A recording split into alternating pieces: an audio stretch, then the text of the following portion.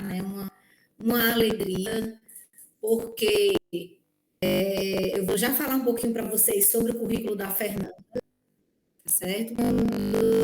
Mais participantes, chegando o professor Emílio Campos, que alegria! Seja muito bem-vindo, professor Casemiro. Nós vamos já começar a nossa programação com uma das suas filhas, estava falando agora há pouco, da honra e alegria de contar hoje com a sua filha, com a Fernanda e Juliana também, do professor Casemiro. Está vendo aqui como estamos todos em família? Eu acho que mais também a Erivânia vai estar aqui conosco. Ela está aqui, ó. Já. Gente, que alegria, muito bem-vindo, né?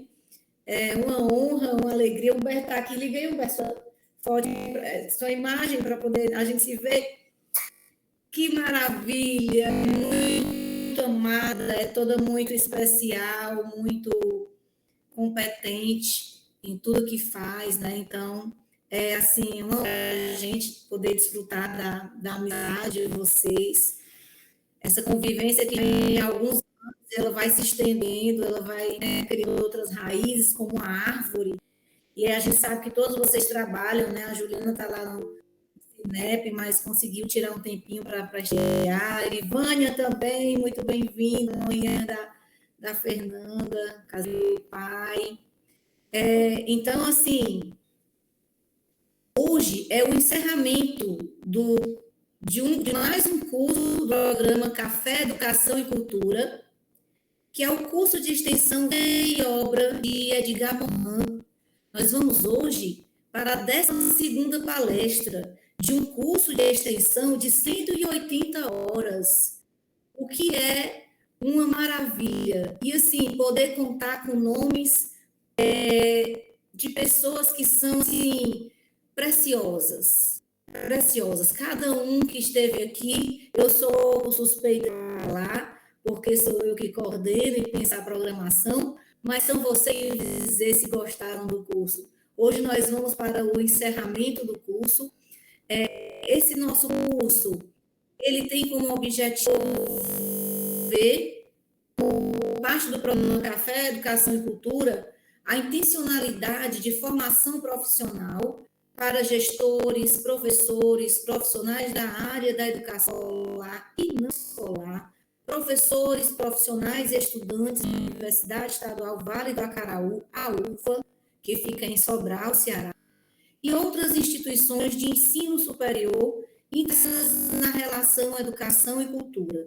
E o que nós mais adoramos foi porque nós tivemos a oportunidade de conviver com profissionais de outros lugares, de outros estados, de outras profissões, como nós vamos ver aqui. Eu estava falando para a Fernanda que o Nelson deve estar assim, bem feliz de ter hoje a Fernanda da área do jornalismo, que também tem uma formação que transita. Na verdade, o Nelson tem uma formação bem vasta, ele vai, né, com certeza, aqui participando e falando.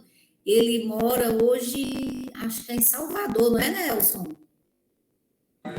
Isso mesmo, professora. Salvador, Bahia. Salvador, Bahia. Mas, se não me engano, ele é carioca, Nelson? Carioca da Gema, professora. Acertei. Tá vendo como a minha memória tá boa? Excelente, professora, excelente. Espero que a gente tenha um excelente encontro. Lamento que seja o último. Espero que a gente possa ter novos encontros em outros momentos. Esse foi um curso que me trouxe muitos conhecimentos e, enfim, uma rede maravilhosa de pessoas que participaram. Excelente. Maravilha. Nós ficamos bem felizes pela oportunidade de lhe conhecer. No ano que vem, a gente já vai pensar qual vai ser o autor, qual vai ser o tema que a gente vai trabalhar. Ano passado, nós trabalhamos Paulo Freire, no ano que vem, a gente vai definir também. E, assim, muito feliz, muito obrigada por suas palavras, Nelson. Vamos agora falar quem é a nossa palestrante de hoje. Quem é a nossa palestrante maravilhosa? Ainda ontem eu estava olhando as redes sociais dela, assim, menina, essa Fernanda não existe, ela vai para cada lugar, assim, muito interessante.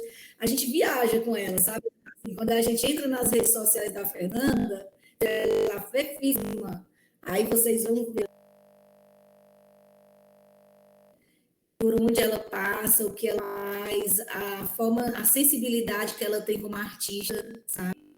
Eu acredito que ela é assim, todas as filhas do professor Casimiro e Erivan, elas têm assim, são especiais, né? Elas têm a veia artística e cada uma tem o seu jeito especial de ser. Então, assim, a Fernanda de Campos, de Façanha e Campos, não é isso? Façanha e Campos.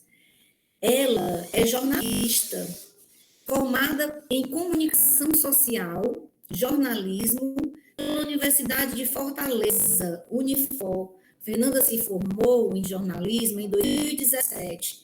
Ela é mestre em comunicação na Universidade Federal do Ceará, UFC, em 2020, pelo programa de pós-graduação em comunicação.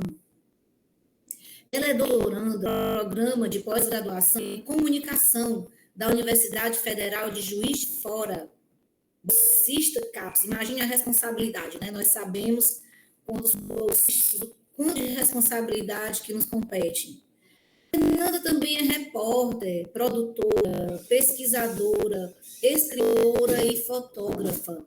Ela participa do grupo de pesquisa LEALD, Laboratório de Estudos das Linguagens e Expressões na Arquitetura, no Urbanismo e no Design.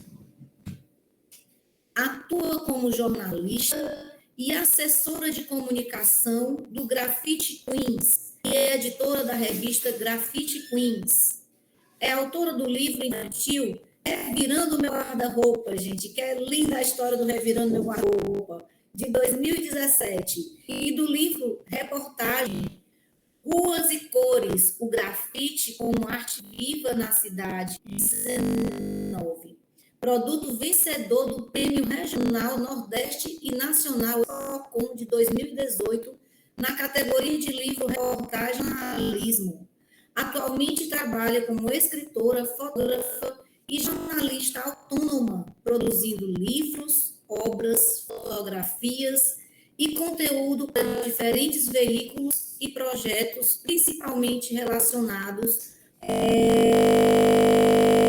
É com muita honra e alegria e gratidão no coração que eu apresento a vocês essa linda Fernanda, eterna gratidão, Fernanda. Vamos lá, vamos ouvir hoje a Fernanda, que vai dar um tema maravilhoso para a gente no encerramento do nosso curso de extensão Vida e Obra de Edgar Morin. Portanto, todos fiquem atentos, quem puder ligar suas câmeras, agradeço ao Dora, ao Nelson, a Erivânia, quem puder ligada, que é uma forma da gente poder se sentir mais próximo também da palestrante, tá certo? Em algum momento que não puder ficar no ar, tudo bem, mas quem puder ficar, a gente agradece. Gratidão, Fernanda, você terá 40 minutos para a exposição do seu tema, em seguida a gente vai conversar um pouco sobre ele. Tá bom. Oi, gente, boa tarde. Eu sou a Fernanda, né? Como a Lídia já me apresentou super bem. Antes de tudo, eu queria muito agradecer, né, esse convite. Foi assim, uma surpresa. Meu Deus do céu, será que eu vou saber falar sobre isso? Mas aí eu percebi que eu ia saber, sim. Já tinha estudado sobre, eu falei, acho que eu sei, acho que eu vou conseguir. Eu muito aqui agradecer a todo mundo que veio, né? Que está presente com a gente, a todo mundo que me dá apoio e suporte nesses meus dias também para fazer tudo. Lídia, a Maria, que foi assim, de uma atenção, de um cuidado. E eu queria também agradecer que a presença de uma pessoa, que é a Ana Luísa. Ela é minha aluna daqui de fora, viu, é muito legal. E aí ela viu a minha, eu coloquei as redes, né?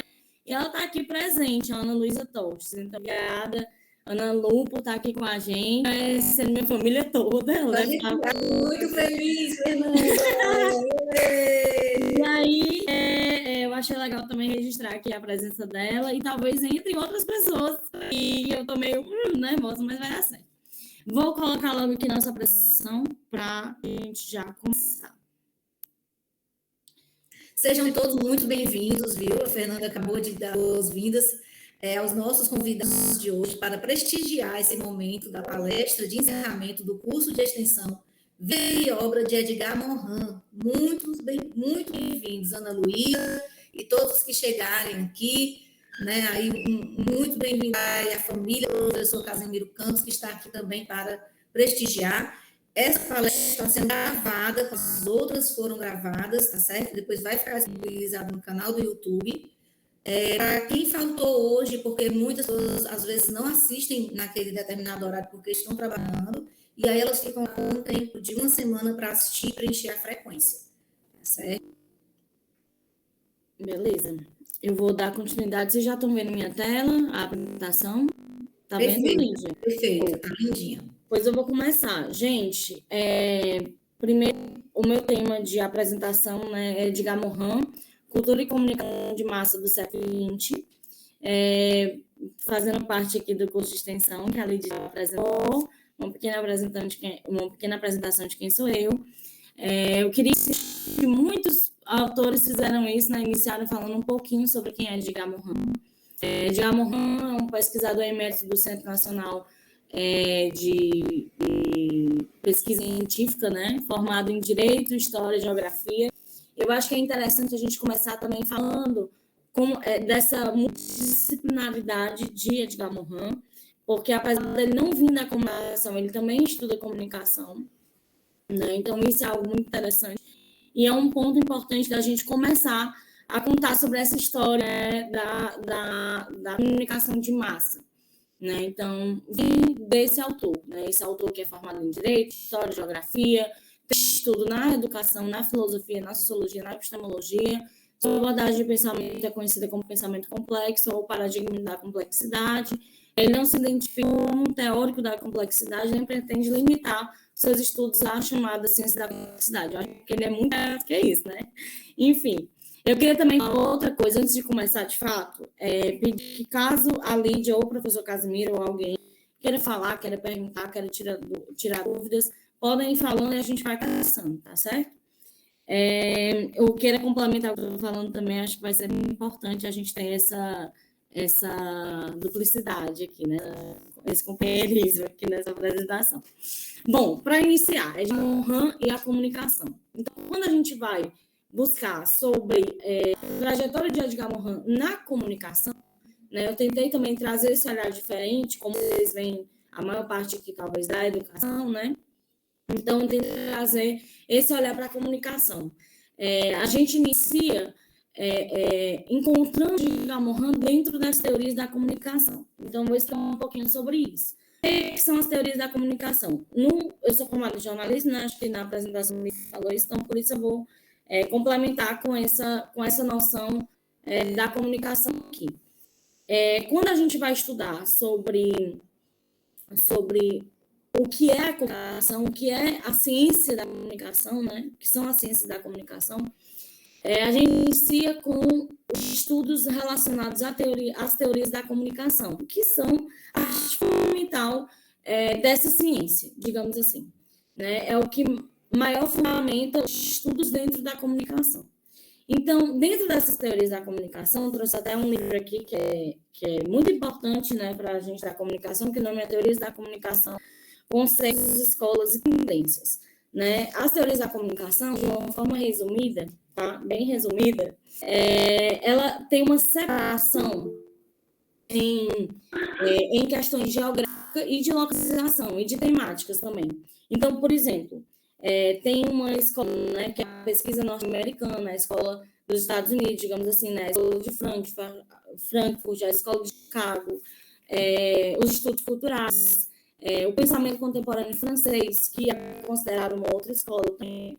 Então, dentro dessa escola francesa, né, é onde Edgar Morin se insere.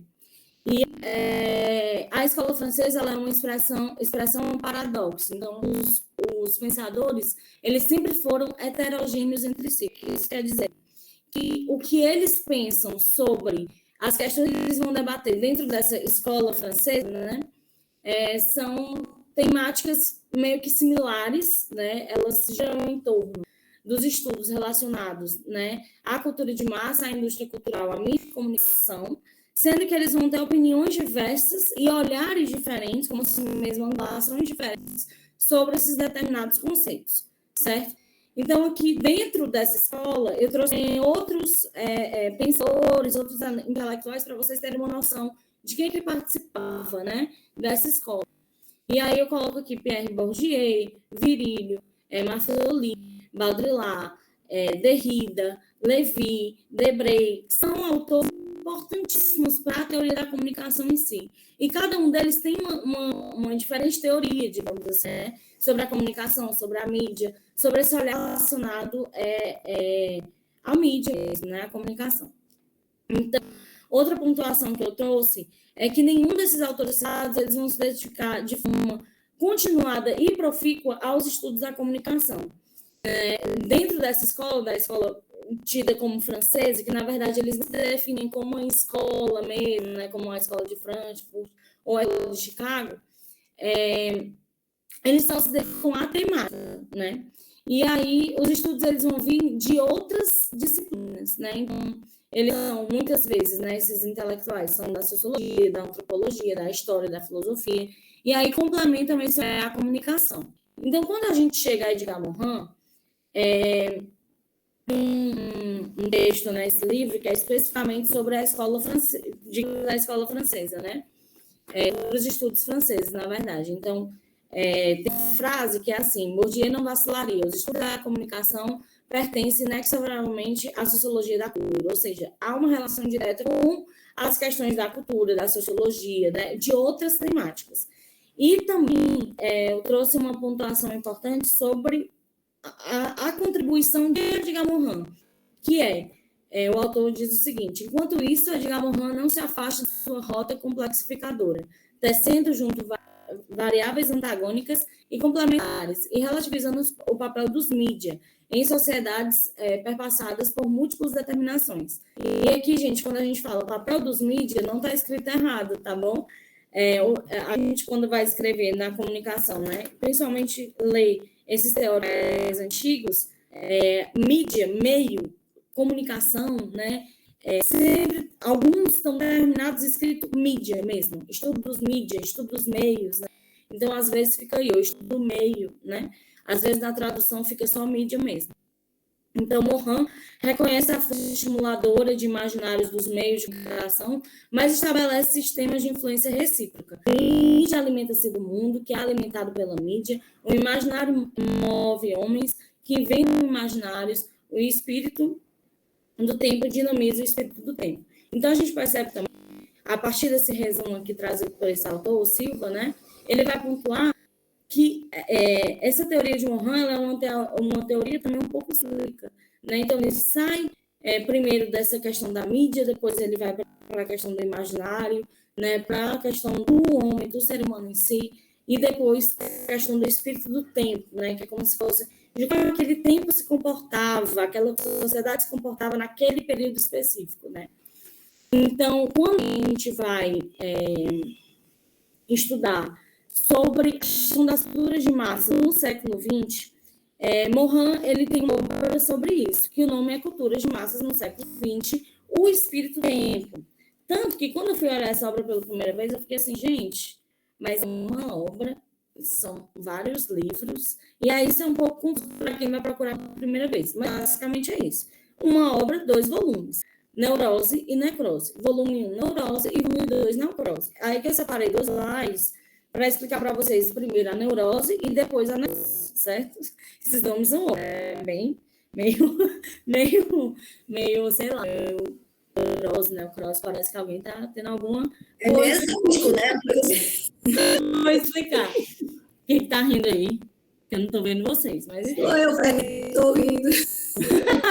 Pois tem essa relação meio com a biologia, né? Ele vai explicar também, tem um motivo de porquê, né? Ele usa esses nomes. Primeiro, vamos para a neurose. Neurose foi feita, né, de 1960 a 1965. É o olhar do autor nesse período. Então, essa obra vai analisar as consequências sociais, psicológicas e espirituais do impacto das culturas de massas nos aglomerados sociais. Aqui também, gente, nos slides, no livro, nos textos, vocês vão ver muito essas traduções. Sempre vai estar, algumas vezes em inglês e algumas vezes traduzida. Então, quando tiver mass culture, sempre é cultura de massa. Né? Quando tiver mídia, meio, muitas vezes relacionado às mídias, aos meios de comunicação, à imprensa. Então, é bom estar tentando olhar e entender como é que essas palavras. Então, para isso, os mitos produzidos industrialmente que condicionam os valores existenciais do público consumidor, os prazeres, a felicidade e o amor, entre outros. Então, assim, na Neurose, que é essa primeira obra, ele vai focar muito dessa produção industrial. Como é que é feita essa produção industrial da cultura de massa, né? Também das informações, enfim. E como é que isso é passado para as pessoas, para a sociedade, de alguma forma. O nome neurose. O termo empregado não somente no sentido de um mal do espírito, mas de um compromisso a esse mal e à realidade, né? Ou seja, um compromisso firmado e pago por meio de fantasias, de mitos, de ritos, sem que seja suprimida a origem do mal. Então, é meio que parece que tem um mal, mas na verdade não tem um mal, né? E aí, por fim, ele também essa crescente influência da cultura de massa na vida cotidiana, né? Nos lares, na vida conjugal, na família, que dá origem à transformação da mitologia da felicidade numa problemática da própria felicidade. E aí, o volume 2, que é a Necrose, vai se referir aos anos de 65 a 75. Então, a gente vai perceber que são estudos que eles são feitos em dois momentos diferentes, um na década de 60 a 65 e depois de 65 a 65. Então, é importante a gente pontuar aqui uma coisinha, que muito tempo, né? E são 15 anos de estudo que ele vai observar essa relação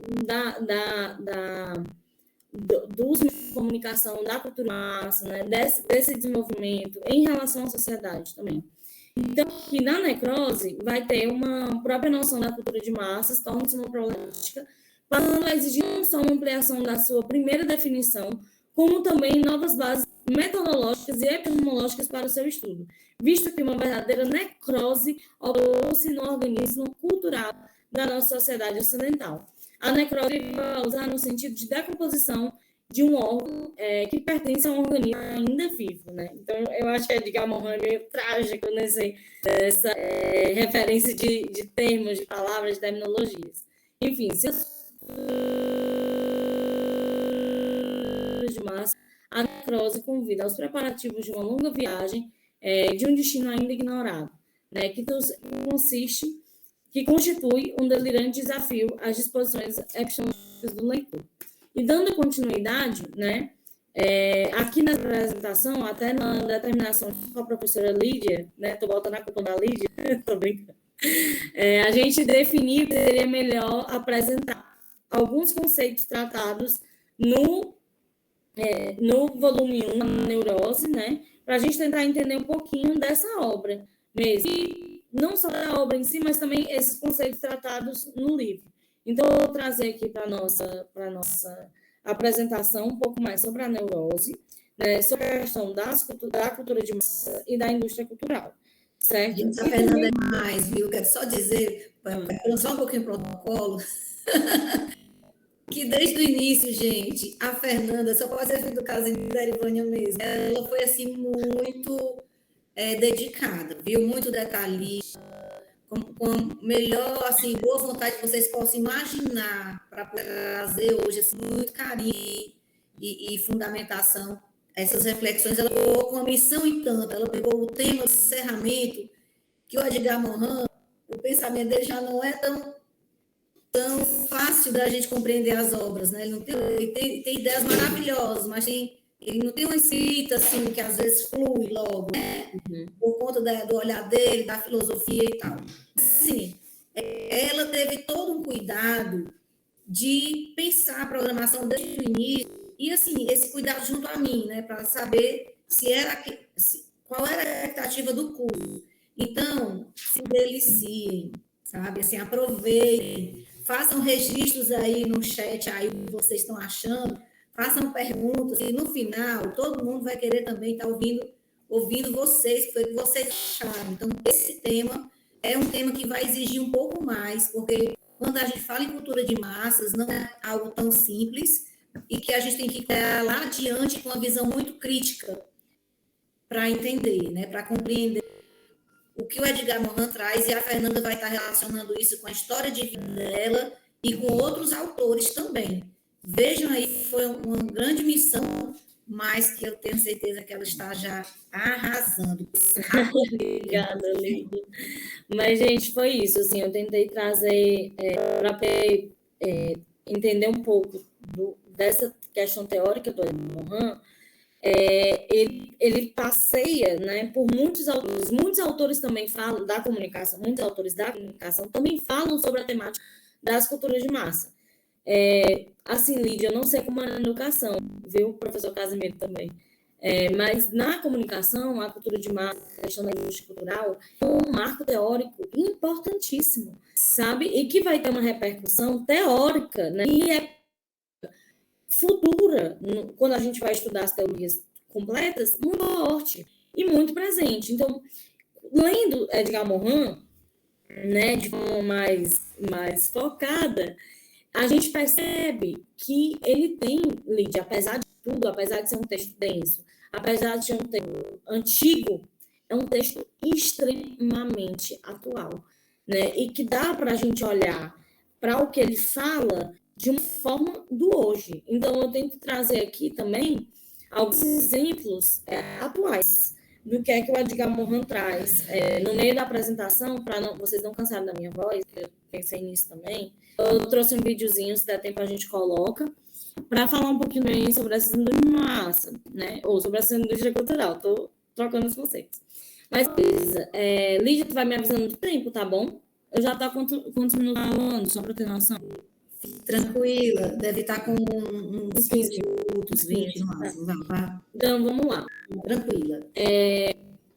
Então, aqui, essa parte do slide, eu tentei trazer do olhar do livro, né? O que é que o livro diz sobre ele mesmo, literalmente diz. Então, observa-se que houve a mudança do espírito do tempo, né? Ele fala isso logo no início. Ou seja, houve uma mudança de como aquele período histórico, daquele momento, né, que Edgar Morin estava vivendo na década de 60, como ele estava mudando, como estava no processo de mudança. Na época, havia uma transformação da configuração cultural que afetava a cultura de massa de uma forma específica, né? E aí há um deslocamento do eixo da cultura de massa. Agora estava na vida cotidiana, no lar, na família, na casa, no móvel, ou seja, essa cultura de massa, ela passa a estar em todo lugar. E Edgar Morin, ele tem acho que eu posso falar até assim, uma crítica, né, muito enfática a estar dentro do lar, né? Então, a cultura de massa, ela está na televisão, ela está no rádio, ela está na imprensa, ela está nos jornais, está na revista, e ele vai pondo isso o tempo todo na hora, né? Então, para a gente iniciar, como eu avisei, vamos falar de neurose e vamos falar da primeira parte da neurose, que é a integração cultural.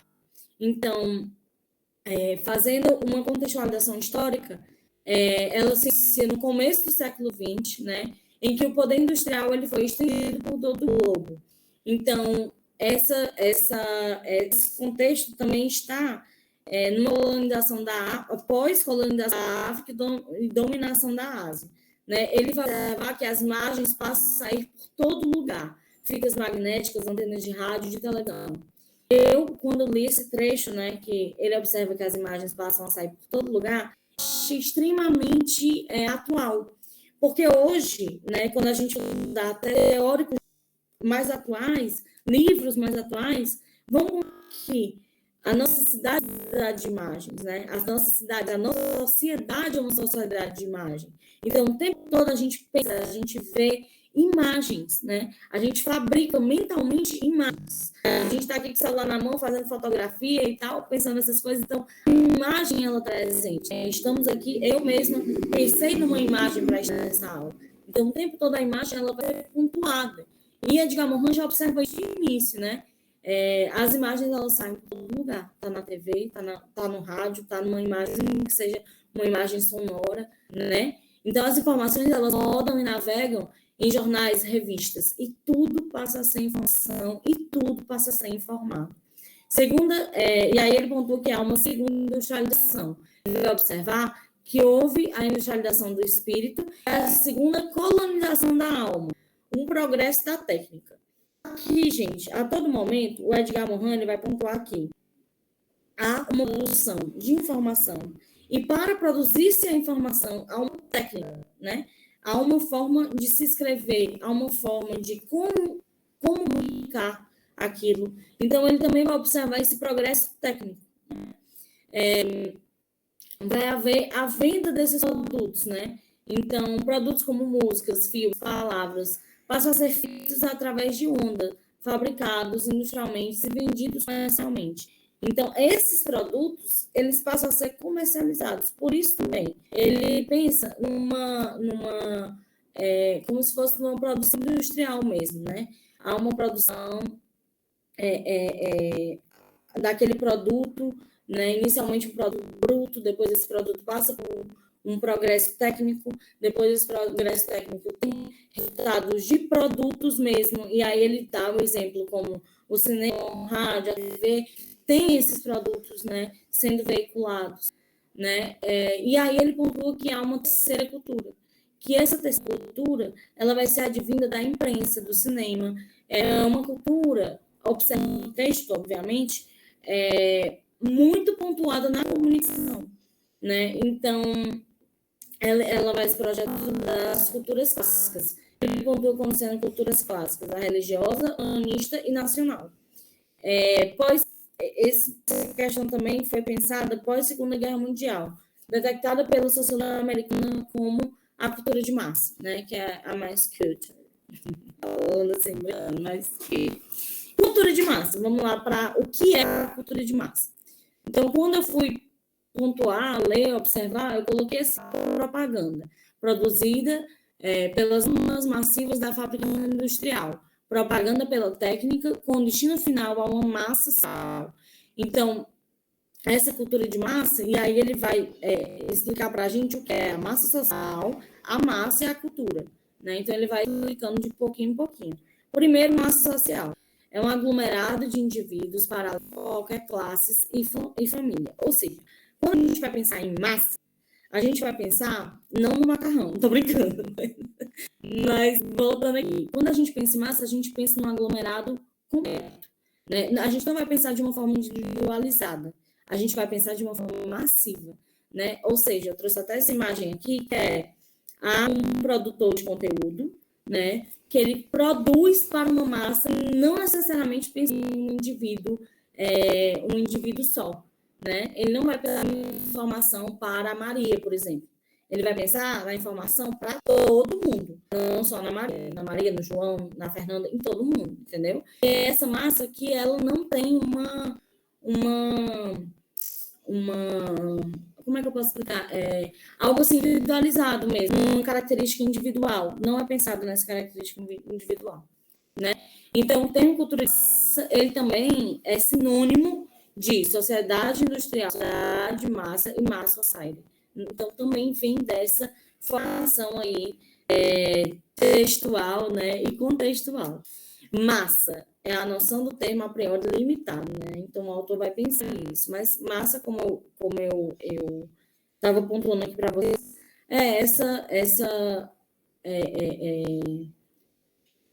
esse contexto, né, que não é só de uma pessoa, são de vários. Então, essa informação é dada para muitos, né, digamos assim. A cultura. O que é cultura? Morin, ele vai pontuar que a cultura entra, desenvolve e domestica certas virtualidades humanas, mas proíbe outras. O que é que ele quer dizer com isso? Que cada cultura vai ter seus objetivos próprios, suas identificações próprias, né? Sua própria trajetória, vai ter tradições específicas, vai pensar para o indivíduo de uma forma própria. Então, o que é bom numa cultura específica pode ser que não seja boa para outra. E isso forma esse conteúdo também multicultural, né? E aí é isso, né? Há regras específicas para culturas específicas, né? Isso é meio redundante, parece que a gente está falando óbvio, mas o tempo todo assim no texto dele. Ele vai repetindo esses termos e também esses significados.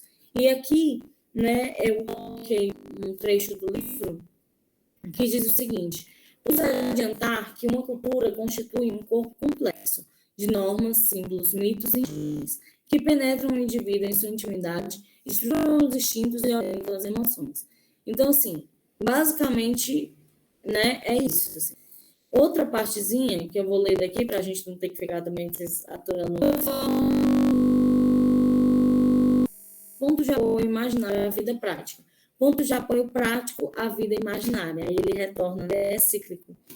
Ela alimenta ser semi-real, semi-imaginário, que cada um secreta no interior da sua alma, o ser semi-real, semi-imaginário. Ou seja, essa cultura está dentro de cada um e é formado por aquilo que aquele indivíduo propriamente dito tem de sua vida, do seu imaginário, dos mitos que ele acredita, dos símbolos que ele também vai acreditar. E aí, Morin nos conta com 3 tipos de cultura, né? Ele dá exemplo de 3 culturas. A cultura nacional, que tem uma relação de imersão entre esses do passado. E aqui ele vai exemplificar para a gente com a história de dois personagens, né, que foram reais. Na França, de novo, ele sempre vai partir da perspectiva dele, né, da cultura dele. Isso é interessante no texto. Ele sempre traz para si, assim, o que é que está para ele, né, o que ele está tentando explicar. Então, quando vai falar dessa cultura nacional, ele vai falar desses personagens, desses heróis, tidos como heróis daquela cultura própria dele, no caso, né, na França. Então, ele dá exemplo de 2, que é não vou saber falar, Vercingetorix e a Jeanne d'Arc. A Jeanne d'Arc, na verdade, para nós, né, é conhecida também como Joana d'Arc.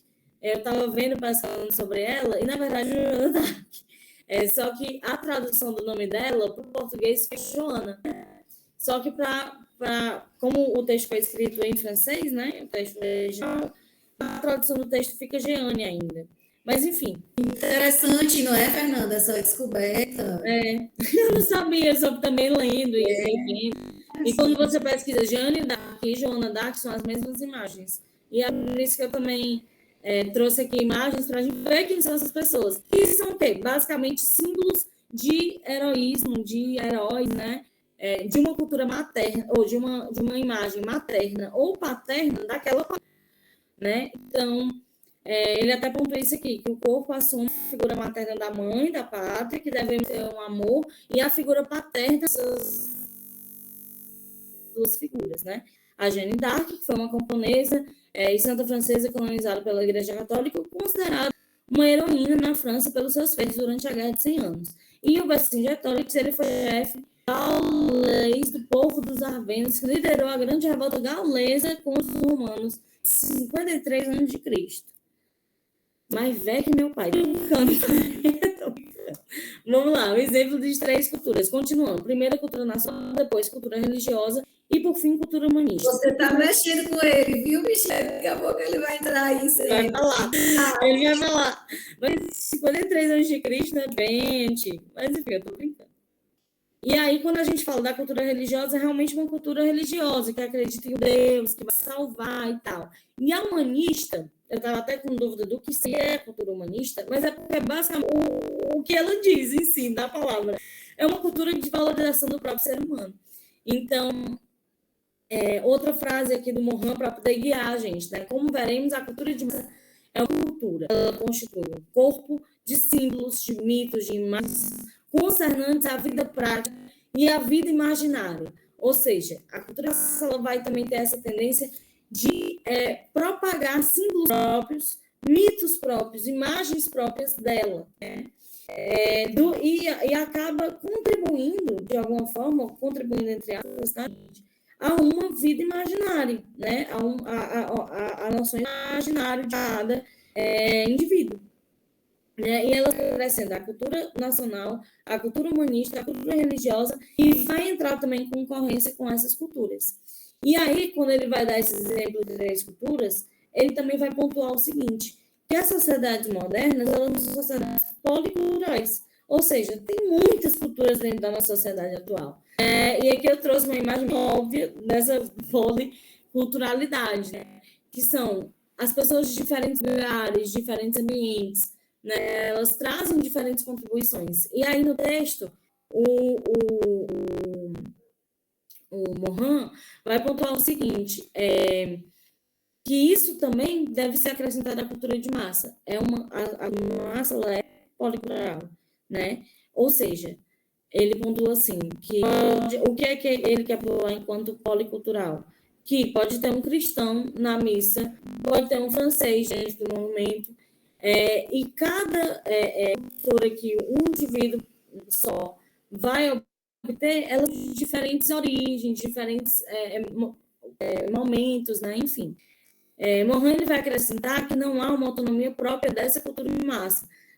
A cultura nacional, a cultura religiosa, humanista, que se embebe de outras e deixa ser embebida. Ou seja, ela propaga essa questão de ser policultural. E a gente pontuou também que é uma cultura cosmopolita e planetária. Está em todo o globo. E aí, mais uma frasezinha dele, né? A cultura de massa integra e se integra ao mesmo tempo de uma realidade policultural.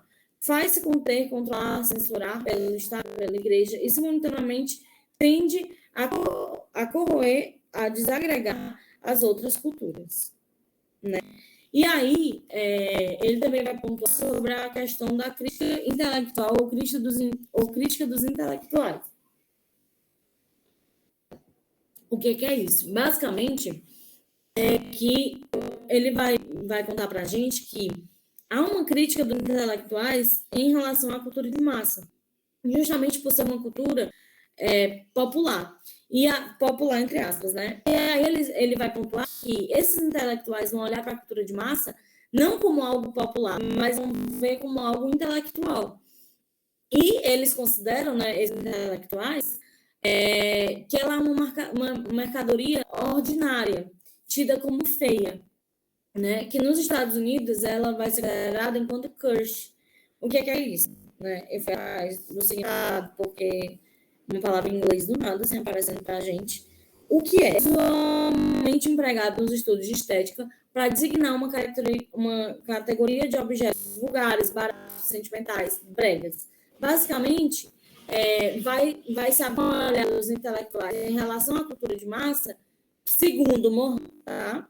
Enquanto uma cultura feia, uma cultura brega, uma cultura qualquer não, mas uma cultura assim, muito geral, sabe? Não há como é que eu posso explicar?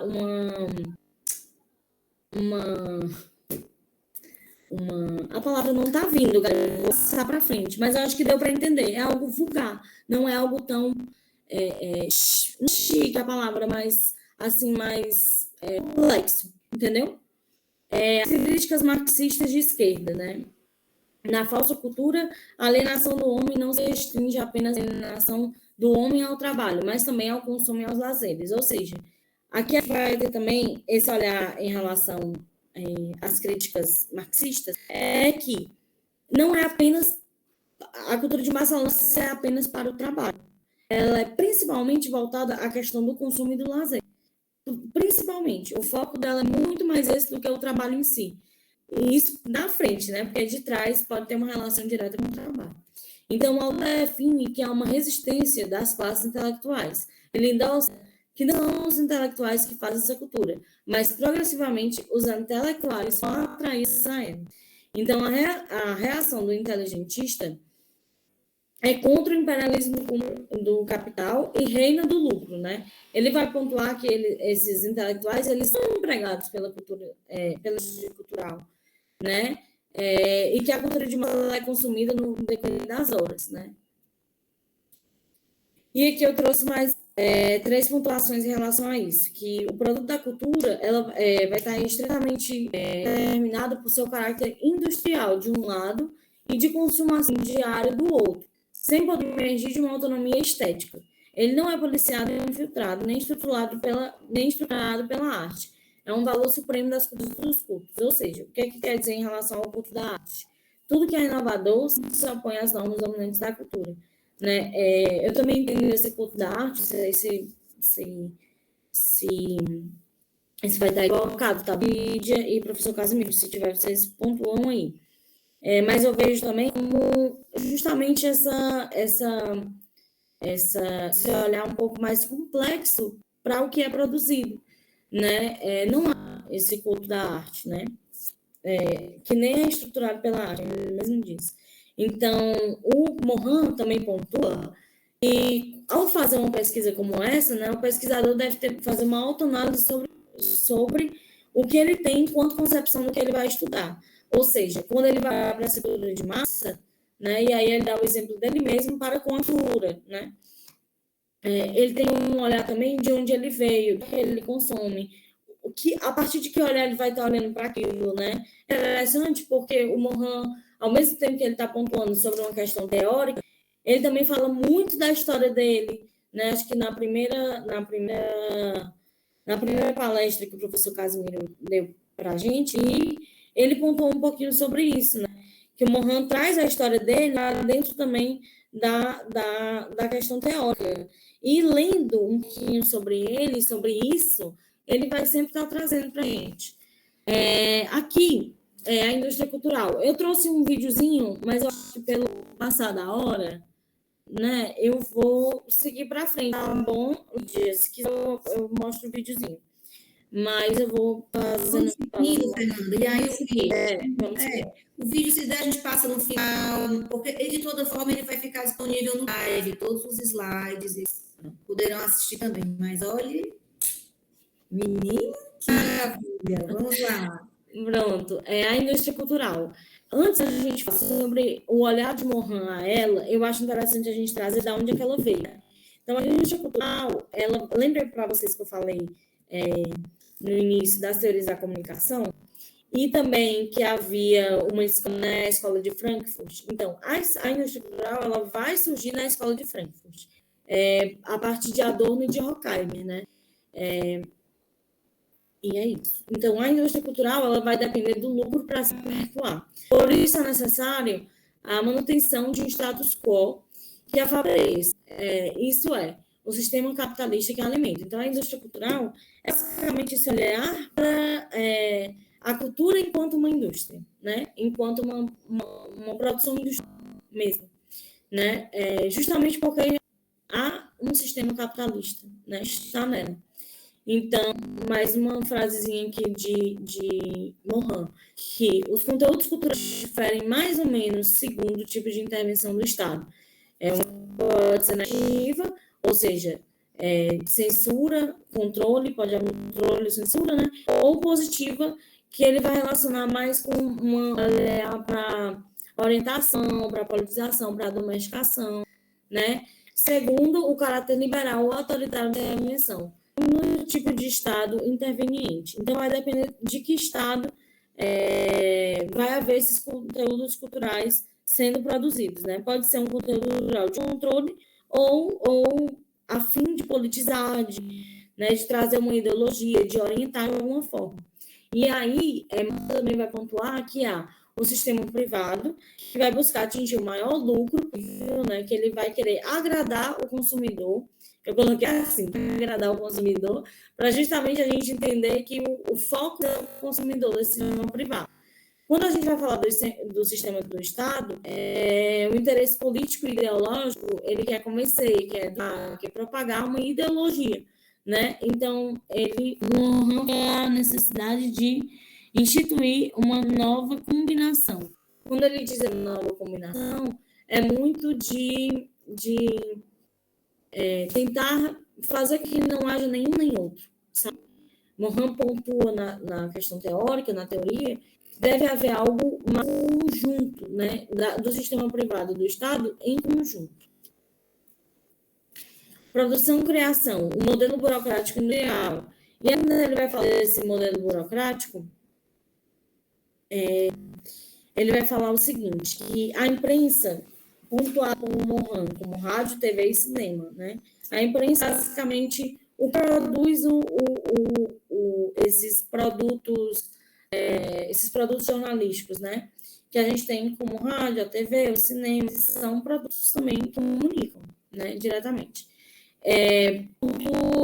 Que a imprensa é ligeira. Então, ele também vai pontuar que ela tem um consumo psíquico. O que ele quer dizer com isso? Que é um modelo com concentração técnica e econômica. Então, vai haver uma figura de uma decisão, de um editor, de um chefe que filtra e que cria essa ideia criadora. Que filtra essa ideia criadora. O que ele quer dizer com isso? quando ele fala de um psíquico, é muito que a informação que ele passa já vai entrar na sua, assim, no indivíduo, né? Como se a gente vê que não necessariamente é assim. Pode ser que sim, pode ser que sim, mas há um olhar crítico também sobre aquilo que é propagado. E muitas vezes não é tão ondulado nesses primeiros estudos da comunicação, né? E ele diz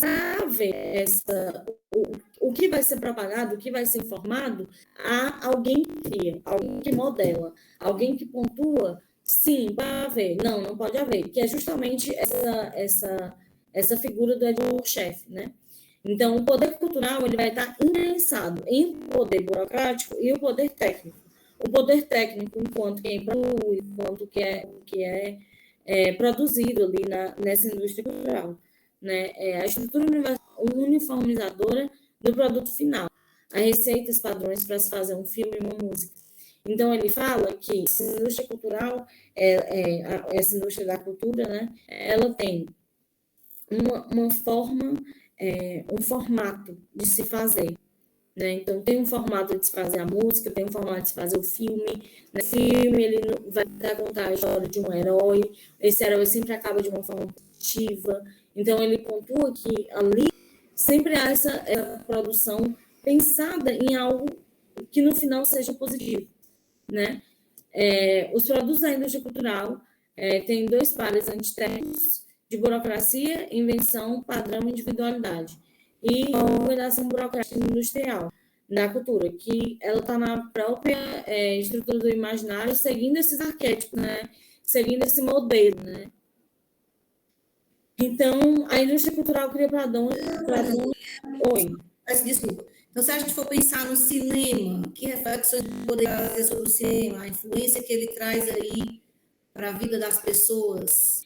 Quando a gente fala do cinema, Lídia, eu estou me lembrando aqui rapidamente das aulas que eu tive também lá na Unifor, os filmes, eles vão tentar trazer esse mito do herói, né?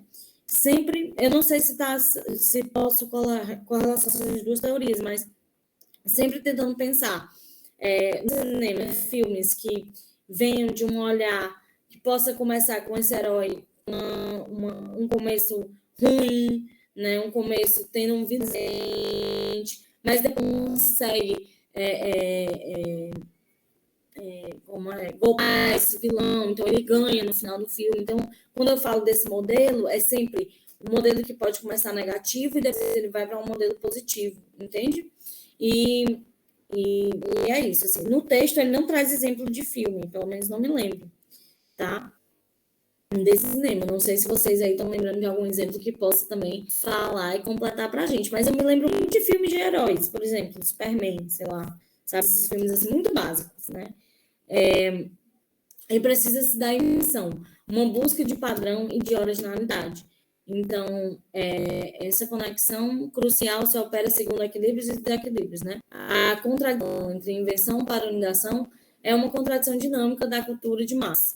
Então, esse é um mecanismo de adaptação ao público e de adaptação do público a ela, a sua vitalidade. E aqui ele põe uma lógica e uma contralógica. E para essa lógica e contralógica, eu trouxe até um exemplo bem atual que a gente vê o tempo todo, né? Essa lógica é uma lógica industrial, burocrática, monopolista, centralizadora, padronizadora. E a outra lógica é o quê? Ela já vai ser individualista, inventiva, vai tentar ser concorrente, né? Concorrencial, autonomista, vai tentar trazer uma inovação. E aí ele põe que tem o eletrodo negativo da indústria cultural, são as estruturas rígidas para o funcionamento. Ou seja, para a indústria cultural ela ter esse desenvolvimento, né? Ela se desenvolver, tem essa estrutura rígida, né? Essa estrutura da lógica, a estrutura de uma lógica de produção e dessa contralógica que também está em conjunto. E eu trouxe um exemplo atualíssimo, né? Printei um dia desse, para vocês verem aí. O que é que eu quis trazer com o exemplo do Instagram de blogueira, né? O Instagram de blogueira, eles vão seguir basicamente um padrão, né?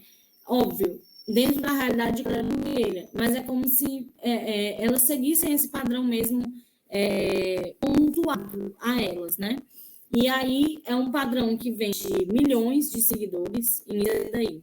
Um padrão de corpo, de beleza, de cor. A gente pode ver que cada um desses perfis, eles vão trazer uma cor específica, né? Aqui na Laura Brito, ela traz azul, né? Cores mais tropicais, né? A Bianca, a Boca Rosa, vai trazer o rosa, e a Mari Maria vai trazer o laranja. Muito também do fato dela ser ruiva, né? Acho que traz aí. Então, se olhar para um cabelo, uma maquiagem, uma superprodução, um carão, elas tentam mostrar a realidade. E isso está muito ligado ao que o Mohan vai dizer dessa lógica contra lógica, que é o quê? Mesmo elas seguindo elas, né? Seguindo uma lógica muito pontuada e até repetitiva, todas seguem a mesma lógica, elas tentam trazer algo novo, né? Elas tentam trazer essa contra-lógica, que é falar de si, é inventar, é trazer uma marca própria, é trazer uma propagação de quem é ela, né, ali. Então, vou só esse exemplo para a gente pensar. E aí, depois o Ram vai pontuar sobre o grande público, que é justamente essa massa, né? Esse grande público que é formado por pessoas diferentes, que exigem produtos individualizados. E aí eu me lembrei, Lídia, né, e turma, assim, de shows, né, que vai ter um grande público que vai tentar de uma forma que tem uma relação individualizada com aquele ídolo, né? Cada um tem o seu olhar para aquele ídolo, né? Próprio, individualizado, seu, né? O RAM, ele chega à segmentação de mercado ou a criação no médio, né? Que é formado por uma série de sincretismos, representações e significados da identidade desse homem.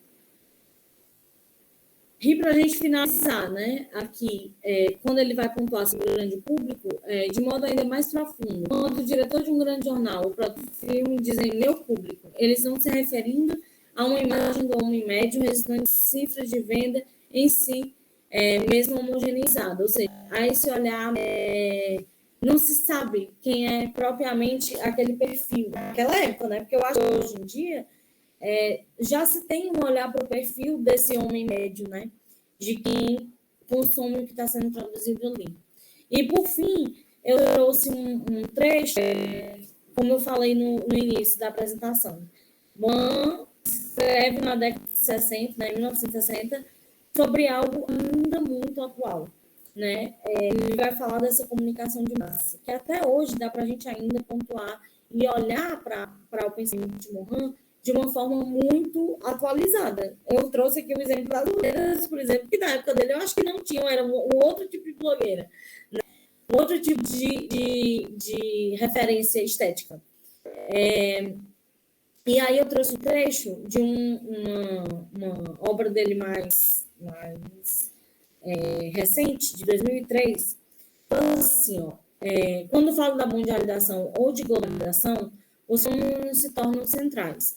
Nos últimos 10 anos do século XX, é evidente que apresenta um papel relevante exercido pelo desenvolvimento extraordinário dos meios de comunicação e das tecnologias. E aí as novas tecnologias que ele coloca, né? Hoje a gente tem muito mais. Essas novas tecnologias, elas estão em ascendência frequente, né? Diária. Então, mesmo assim, não reduz a globalização ao fator comunicacional, pois a comunicação não existe sozinha e está sempre em relação com outros problemas. Para usar a linguagem de hoje, a pesquisa em comunicação exige sempre o exame da interface da comunicação com outras áreas de conhecimento. Por isso, eu nunca me tornei um comunicólogo, né? E é isso, gente. Muito obrigada. E finalizamos por aqui. Assim, né? A apresentação.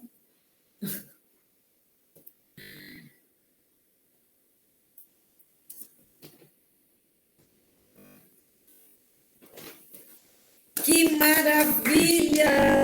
Um espetáculo de palestra. Tem uma aqui que é do Piauí, que ela disse assim, a Leidiane, acho que é a Leidiane, ela acabou de colocar aqui para a gente, aproveitando que hoje é feriado, dia do Piauí, irei assistir essa aula maravilhosa minha. Gente, que reflexões maravilhosas e profundas para as nossas vidas. a Fernanda trouxe hoje, hein? Obrigada, Lídia. Parabéns, Fernanda, pela palestra, pelo compromisso, pela dedicação, assim, que você trouxe muito bem fundamentada, bem detalhista mesmo, assim, do jeito que você é. Eu tenho certeza que a sua aluna, Ana Luísa, deve estar também orgulhosa, né, com os pais, a Juliana. Muito fofo, ela coloquei aqui uma mensagem, realmente é verdade, no meio da apresentação começou a chover, estou só vendo aqui as cortinas voar. Mas... E aqui quando chove, a internet cai, é um caos. E aí ela colocou assim, mas eu acho que tem uma relação com as ideias do Walter Benjamin. Tem uma relação eu fiquei super encantada. Estou aqui no papel de mediadora, mas assim, eu quero facultar já a palavra para o professor Casemiro, né, para que ele faça junto comigo a mediação. E a gente vai fazer assim, como já é encerramento, né? Eu pedi para que as pessoas escrevessem o que acharam, fizessem perguntas. Na verdade, a gente pode abrir esse momento de interação também para que a gente possa se sentir mais próximos, tá certo? Vamos ouvir, então, aí mais adiante eu vou trazer, porque se eu falar o que eu achei da sua palestra, eu poderei tirar, né, a oportunidade de alguém também trazer algum destaque, tá certo? Mas eu vou, sim, trazer, pincelar também tudo o que eu achei da sua fala. Mas já vou primeiramente falar a palavra para o nosso grande professor Casemiro Campos. Muito bem-vindo e parabéns pela filha, viu? A você amanhã. Lídia, muito obrigado pela oportunidade e permitir essa possibilidade de aqui dialogar com o público que nos segue, especialmente os colegas que estão aqui conectados e nos seguem nesse seminário. Parabéns, Lídia, pelo seminário, realmente fantástico, a discussão do Morin foi bastante completa, a ação toda foi, vamos dizer assim, cobriu os grandes temas que o Morin pesquisa, estuda e contribuiu imensamente do ponto de vista da sua reflexão para a nossa área, as ciências humanas especialmente, não é? E hoje a Fernanda faz esse fechamento. Parabéns, Fernanda, excelente conferência. Eu confesso que eu fiquei aqui, vamos dizer, como pai coruja, viu? Mas você foi corretíssimo do ponto de vista da exposição e daquilo que você levantou, especialmente sobre a obra e a temática no sentido mais amplo da cultura de massa. Isso eu vejo, Lídia, Fernanda e demais colegas, daquilo que eu já tinha pontuado na abertura desse semestre, quando da minha exposição, eu dizia da complexidade do Morin. Complexidade não no sentido do pensamento complexo, não é, que é o tema com o qual ele vai abraçar, no sentido mais amplo, as teorias ou a sua utilização, ou vamos pontuar assim, as suas reflexões. O Morin é um pensador grande, né?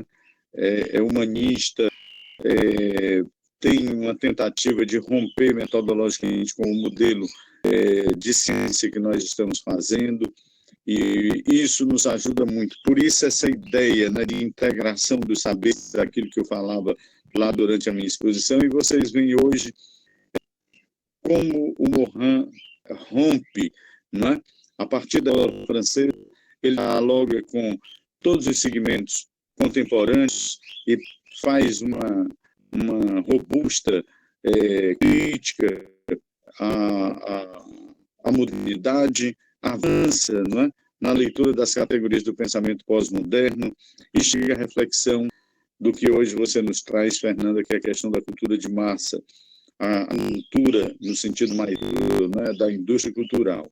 Esse termo indústria cultural, ele nos é muito caro, é um termo que ainda estamos trabalhando, não é? Ele é novo do ponto de vista de ciência, talvez ainda não tenha 50 anos. O Horkheim Adorno, né, desenvolve estudos, Benjamin também, né? Mas basicamente esses estudos do Horkheim e Adorno é que trazem a efetividade do conceito de cultura. E na lógica desse processo, né, da indústria cultural, é a primeira leitura, do ponto de vista de uma teorização pós-moderna, daquilo que seria, no mundo hoje, né, entre aspas, todo o setor de serviços, daquilo que nós não temos como padrão dele, das teorias marxistas, por isso a crítica à teoria marxista, quando se fala de cultura de massa. O Marx é um dos mais completos do ponto de vista de ciência, mas o Marx só conta basicamente de dois grandes temas, né? Várias categorias, inclusive no Capital, ficam incompletas, ele não consegue trabalhar e não termina. Não termina por força, né? Circunstância, limitações da sua vida, do ponto de vista de saúde, financeira. Marx passou por muitos problemas, e depois pelo limite do tempo de vida, né? O Marx não teve apesar de ter uma morte longeva, né? mas o Marx maduro já é o Marx da vida. Então, veja, Fernanda, daquilo que você pontuou, né, da temática do dia de hoje, a questão da indústria cultural, para nós que fazemos educação, não é um tema fácil, porque da estruturação do pensamento do Morin, aqui já move essas reflexões mais contemporâneas. E você soube trazer exemplos atualizando, né? Quando você mostrou os blogs, né? Como é que as blogueiras, como é que como é que se usa, né?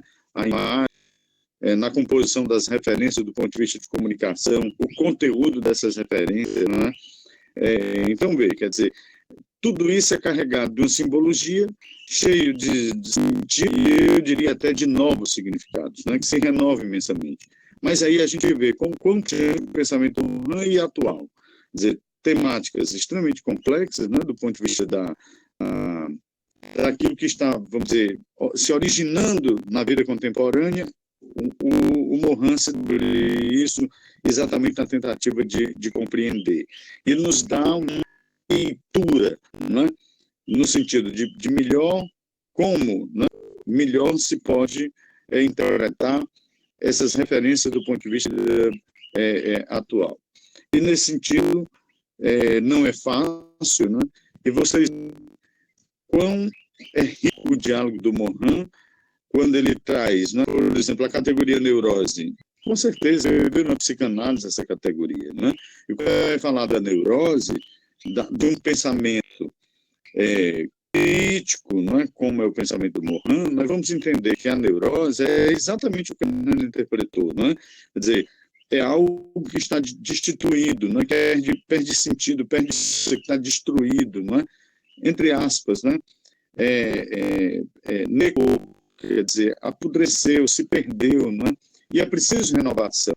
Então, esse sentido que vai, vamos dizer, de encontro às imagens, meios anuais, né? O pensamento do Morin, de basicamente, esse livro, a Fernanda nos pontuou, né? Dos anos 60, dos anos 70. Quer dizer, essa obra se completa em 1975. Então, quer dizer, de 1975 para cá, já temos um pouco mais de 30 anos ou 40 anos, eu não fiz os cálculos. Aí vejam, quantas reflexões essa obra nos permite compreender, não é, o pensamento do mundo moderno, da vida contemporânea, e eu fico pensando assim, o esforço intelectual, né, um esforço hercúleo, né, de dar conta dessa interpretação, dialogando com a Escola de Frankfurt, autores da vida contemporânea, autores do mundo francês, né? Blot, a Fernanda falou bem, né? Bourdieu, enfim, quer dizer, é uma densidade, né? Fora, né, os alemães, Benjamin, Adorno, Horkheimer, que aqui eu já citei rapidamente, não é? Então, vejam quão complexo é a gente dominar o Morin no âmbito das suas reflexões. E como ele transita, né, a riqueza disso. Ele transita em áreas completamente diferentes. Né?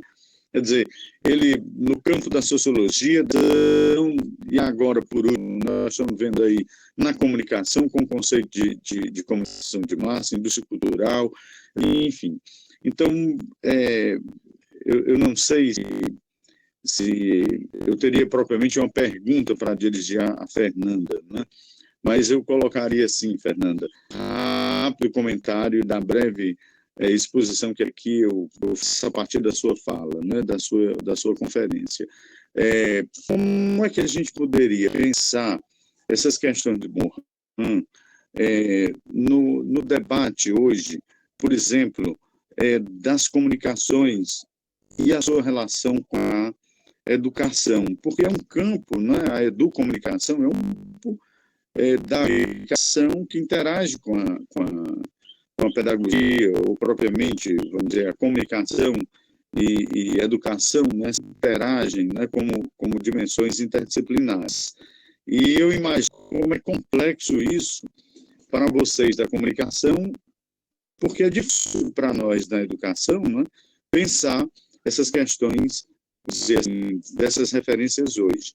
Ou seja, o que eu quero dizer aqui, que não é uma abordagem qualquer e pôr uma metodologia e dizer assim, olha, os meninos vão fazer agora um jornalzinho. Já não funciona mais. É um jornal rural. Hoje os meninos estão com a mídia, literalmente, né? Os meninos fazem um blog e põem lá aulas que eles desenvolveram, conteúdos das aulas. Os meninos vão no Instagram e montam um vídeo e botam lá, né?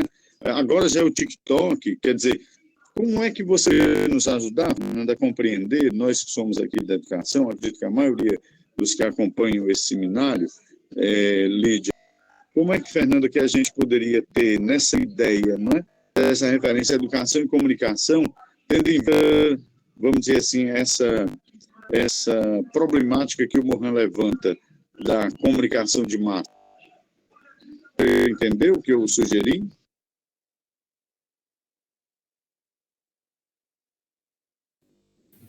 Dá sim, Eu acho que dá sim. Oi, Lídia, como é?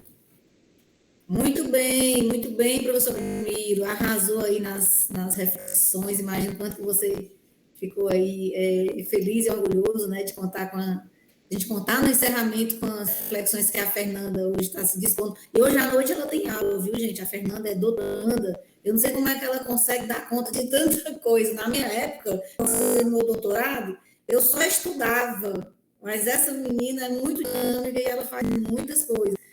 Assim, Fernanda, você gostaria de responder agora o seu pai, né, o professor Casimiro? Ou a gente pode fazer tipo um bloco? Não, o que é que você acha? A gente vai respondendo um a um? Talvez seja mais, né? Vocês que sabem. Vamos respondendo. A gente tem a Ana Luísa aqui que está aguardando também para fazer uma pergunta. Então, em relação ao que o professor Casimiro comentou, que é como a gente podia pensar as questões de Edgar Morin, né, das comunicações em relação à educação.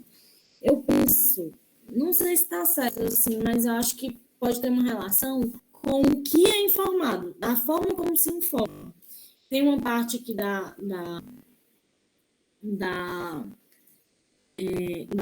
até da apresentação que eu fiz, que ele fala o seguinte, quando ele vai falar da empresa, né, que são ultraligeiras de consumo psíquico. Ou seja, a forma como se informa, o que se informa, vai estar ligado diretamente ao que as pessoas vão pensar, vão olhar com um olhar crítico, vão ter um olhar crítico, né? Vão construir esse arcabouço, essa questão teórica própria do indivíduo, eu acho, tá? Quando a gente pensa isso na educação, como aquele indivíduo, por exemplo, vai se portar na sociedade, né? Então, eu acho que pode ter essa relação, não sei. Então, pensei assim de uma forma mais geral mesmo, porque, pelo menos na neurose, no primeiro volume, né, na neurose, ele não pontua isso de uma forma tão direta com a educação, por exemplo. Não há algo tão direto à educação.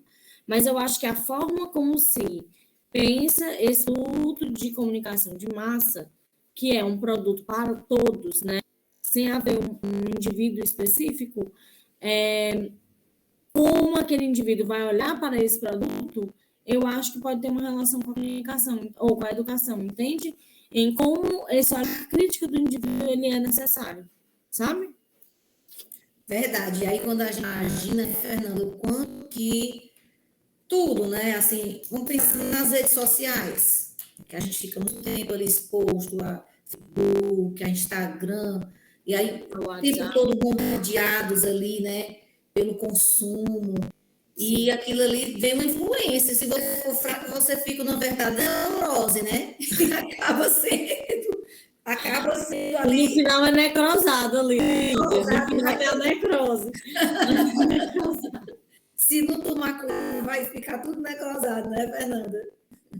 Maravilha, maravilha, minha gente. Vamos agora ouvir a Ana Luísa. Cadê ela? Oi, gente, deixa eu ver se dá pra ligar a câmera. Peraí, vocês estão me vendo? Estamos. Oi, gente, tudo bem? Eu sou a Ana Oi, Luísa, Ana aluna da Luísa. Fernanda. Oi, gente, prazer. Eu sou da Fernanda na UFJF, que é onde ela faz doutorado. Inclusive, saudade dessas aulas, eram muito boas. Enfim, primeiro eu queria só fazer uma participação, né, do professor Casemiro, que ele estava falando dessa parte das redes sociais e tudo, e eu ontem no meu grupo de iniciação científica, a gente justamente debatendo um texto que chama dos meios das mediações, mediação, recepção e consumo em plataformas digitais, da Raquel Ritter. E esse texto ele fala muito desse processo midiático, onde o usuário ele passa a participar das decisões, né? Passa a ficar preso aos algoritmos também das redes sociais, esses sistemas de redes muito interligados então, né, e fazem os usuários têm que ficar mais informados justamente por conta desses novos meios que estão acontecendo, né? Isso foi a minha participação, só que junto com isso, explicou muito bem, né, que a gente tem lá na faculdade uma matéria chamada Teoria de Jornalismo, e a gente viu na parte de estruturalismo, nessa parte de Morin. Aí tem dois textos que o professor pra gente, né, Neurose e Necrose. Eu gosto do neurose, só que, particularmente, eu prefiro mais a necrose, porque já está mais envolvida na sociedade, já está mais presente, né, para a gente capturar todas essas partes do movimento. E tem uma parte nesse texto que fala muito assim do nome necrose, até a Fernanda falou para a gente aí no início, que é um tecido que ele apodrece, mas ao mesmo tempo que ele apodrece, porque ele deixa danos no sistema. E deixando esses danos, eles fazem com que o sistema entre em crise, né, justamente por esse processo. E eu acho que isso tem muito a ver com o atual, né, com a sociedade, que a gente está passando por esse processo. E você deu o exemplo das blogueiras, né, dessa sociedade da mídia, tudo certinho. Eu ia perguntar justamente isso. Você acha que tem algum ponto que esse sistema vai entrar completamente em crise ou você acha que vai continuar nessa situação tipo, de só tentar esconder os panos no mesmo, mas nunca ter uma explosão direta? E também a Ana Lu, ela é perigosíssima, ela vem com essa carinha aí fofinha, mas ela dá uma perguntona, menina. Tá vendo? Eita, meu filho, ela é sua pupila, né? Assim, Foi a aluna da Fernanda, Exatamente. Assim, o que é que eu acho? Eu acho que essa crise ela já está mais do que presente o tempo inteiro, sabe? A gente vê, inclusive até na comunicação, né? O tempo todo a gente tem que pensar uma estratégia para as crises, né? Quando a gente vai estudar assessoria de comunicação, por exemplo, isso é frequente, a gente tem que pensar na crise. A crise ela está do lado o tempo todo. Quando eu falo crise, eu acho também, quando você diz crise, eu acho que está muito relacionado a problemas estruturais naquela rede, né? naquele estudo, naquela pessoa, né? Uma coisa assim. E hoje, eu acho que a gente está com um outro problema estrutural de crise, que é todo mundo pode dar sua opinião a qualquer momento. E isso é a grande crise, né? Quando a gente pensa isso, por que é a grande crise? Por que eu penso isso? Assim, né? Falando de uma forma meio da boca para fora. Quando todos podem dar opinião, graças a Deus podemos, pois estamos num mundo democrático, né? Numa sociedade democrática, não há uma restrição do que é dito. E esse é o problema, essa é a crise, né? Porque no que é dito pode haver racismo, homofobias, né? Questões preconceituosas, desrespeito ao outro. E eu acho que deve-se ter uma norma para que normalize isso mesmo. A gente já está aí com Ai, meu Deus.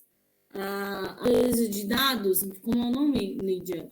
Jornalismo de dados? Não. As diretrizes de dados, que agora institui o que é que você pode... LG. Isso, exatamente. Então, assim, Diz, Juliana, o nome da sigla. a gente sabe, institui o que se pode ser... LGPD, Lei de Proteção de Dados. Exato, eu ia acertar, mas estava um pouquinho certo. E essa melhor... essa melhor construção e olhar mesmo ao que é dito, ao que é falado, ao que é falado, né? Enfim, tem total a ver com a opinião pública, com a regulamentação midiática também. Acho que tem a ver também com as próprias fake news, né? Quando eu estou falando aqui, muito nesse olhar de crise para as fake news, para o que é dito pelas fake news, que às vezes são informações falsas, né?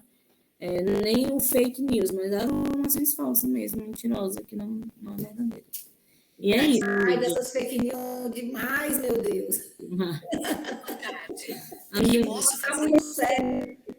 E essas fake news aparecem muito mais também em períodos que a gente vê que o sistema está em crise, né? Os sistemas eleitorais agora a gente está vendo muito em época de eleição desses sistemas, a exploração dessas fake news e desses sistemas, onde cada um pode dar sua opinião, muitas vezes qual que é o limite dessa liberdade? Que ponto isso é correto? Muito boa explicação. Obrigada, Fernanda.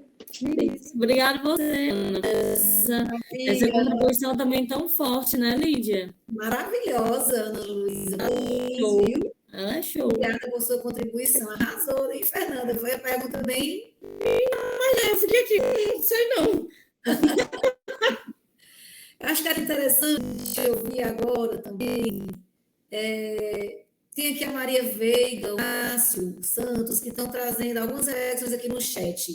Vocês gostariam de falar? O Márcio mora em Fortaleza, trabalha no IFCE, é uma pessoa maravilhosa. Eu gostaria de ouvir um pouquinho ele e a Maria Veiga, pode ser?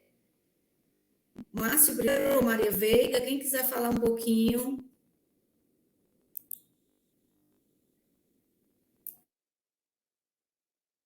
A Maria Veiga está trabalhando, não pode falar. Tudo bem, Maria Veiga? Márcio, você pode falar? Vai procurando lugar. Ele trabalha no IFCE, gente, de Fortaleza. Bom, enquanto ele procura lugar, vamos ouvir a nossa amada Erivânia um pouquinho. E aí, Erivânia, o que você achou da palestra da Fernanda? Fernanda, você contribuiu um pouco mais para assim, eu nunca pensei que eu fosse aprender sobre neurose, necrose, de uma forma, eu sou muito da área de exatas, né? Áreas da saúde, então, assim, para mim, falar um pouco dessa parte de humanas, embora eu tenha convivido muito com você, com seu pai, mas é difícil, né? 2 mais 2 é 4 e pronto, bem. Então, assim, essa linguagem você conseguiu, para mim, como eu sou totalmente leiga no assunto, os livros do Edgar Morin aqui em casa, mas eu não sei.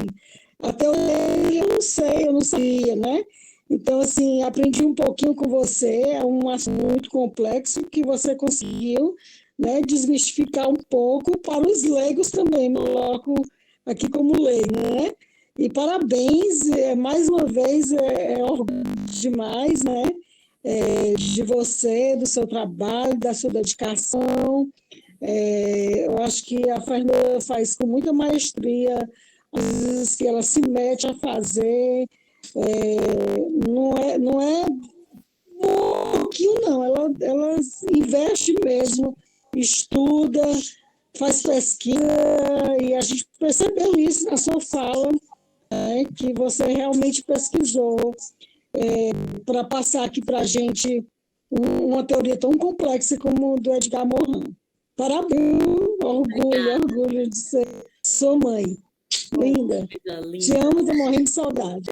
Eu também. Ô, saudade, hein? É mofa, né?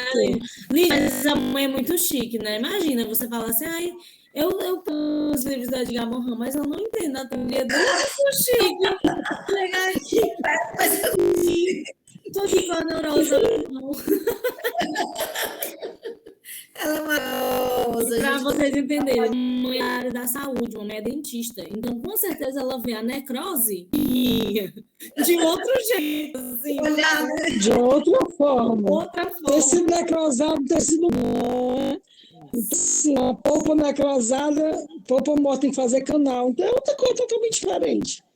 Então, assim, é um lado para mim, mas eu compreendo. Essa forma, você foi muito lúdica também, a forma que você planou foi muito boa, viu? Você pode tirou de assim, porque é um assunto muito difícil e complexo, né? Parabéns, Obrigada. de coração. Uau! Gente, os seus slides, Fernanda, eu coloquei aqui no grupo do curso de pedagogia da professores já pedindo. A Cristiane Holanda trabalha na cultura da paz, ela trabalha no governo do estado do Ceará, psicóloga, e assim, muito interessada no seu tema, foi uma das palestrantes, né? Ela disse, eu quero slides, eu quero muitos slides. E assim, Ai, tomara que ela com certeza, depois vão ser só elogios. Seu pai também conhece muito a Cristiane Holanda, viu? E assim, não só ela, como outros professores do curso de pedagogia, bem felizes, a gente está encerrando hoje o curso com você palestrando sobre esse tema. E assim, você... Aí tá ali o Márcio, vamos ouvir a Márcio. E tem o Ivan também, que ele sempre faz excelentes participações. A Maria também. A Maria falar, vamos ouvir a Maria. Aí depois a gente passa para o Márcio, para o Gilvan.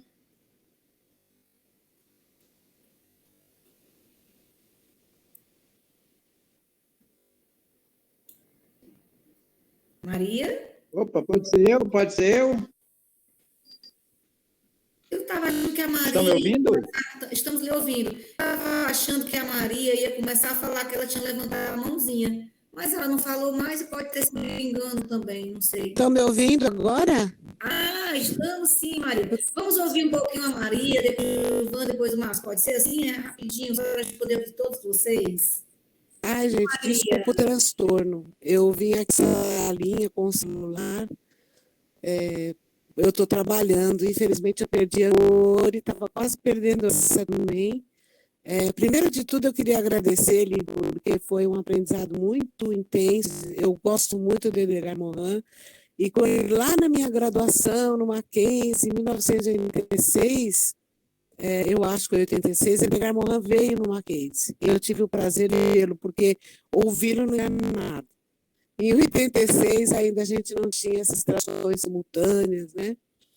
E então, Edgar Morin é alguém que eu trago com muito carinho, mas como a minha área agora é psicologia política, eu não me debrucei nesses últimos tempos em Edgar Morin.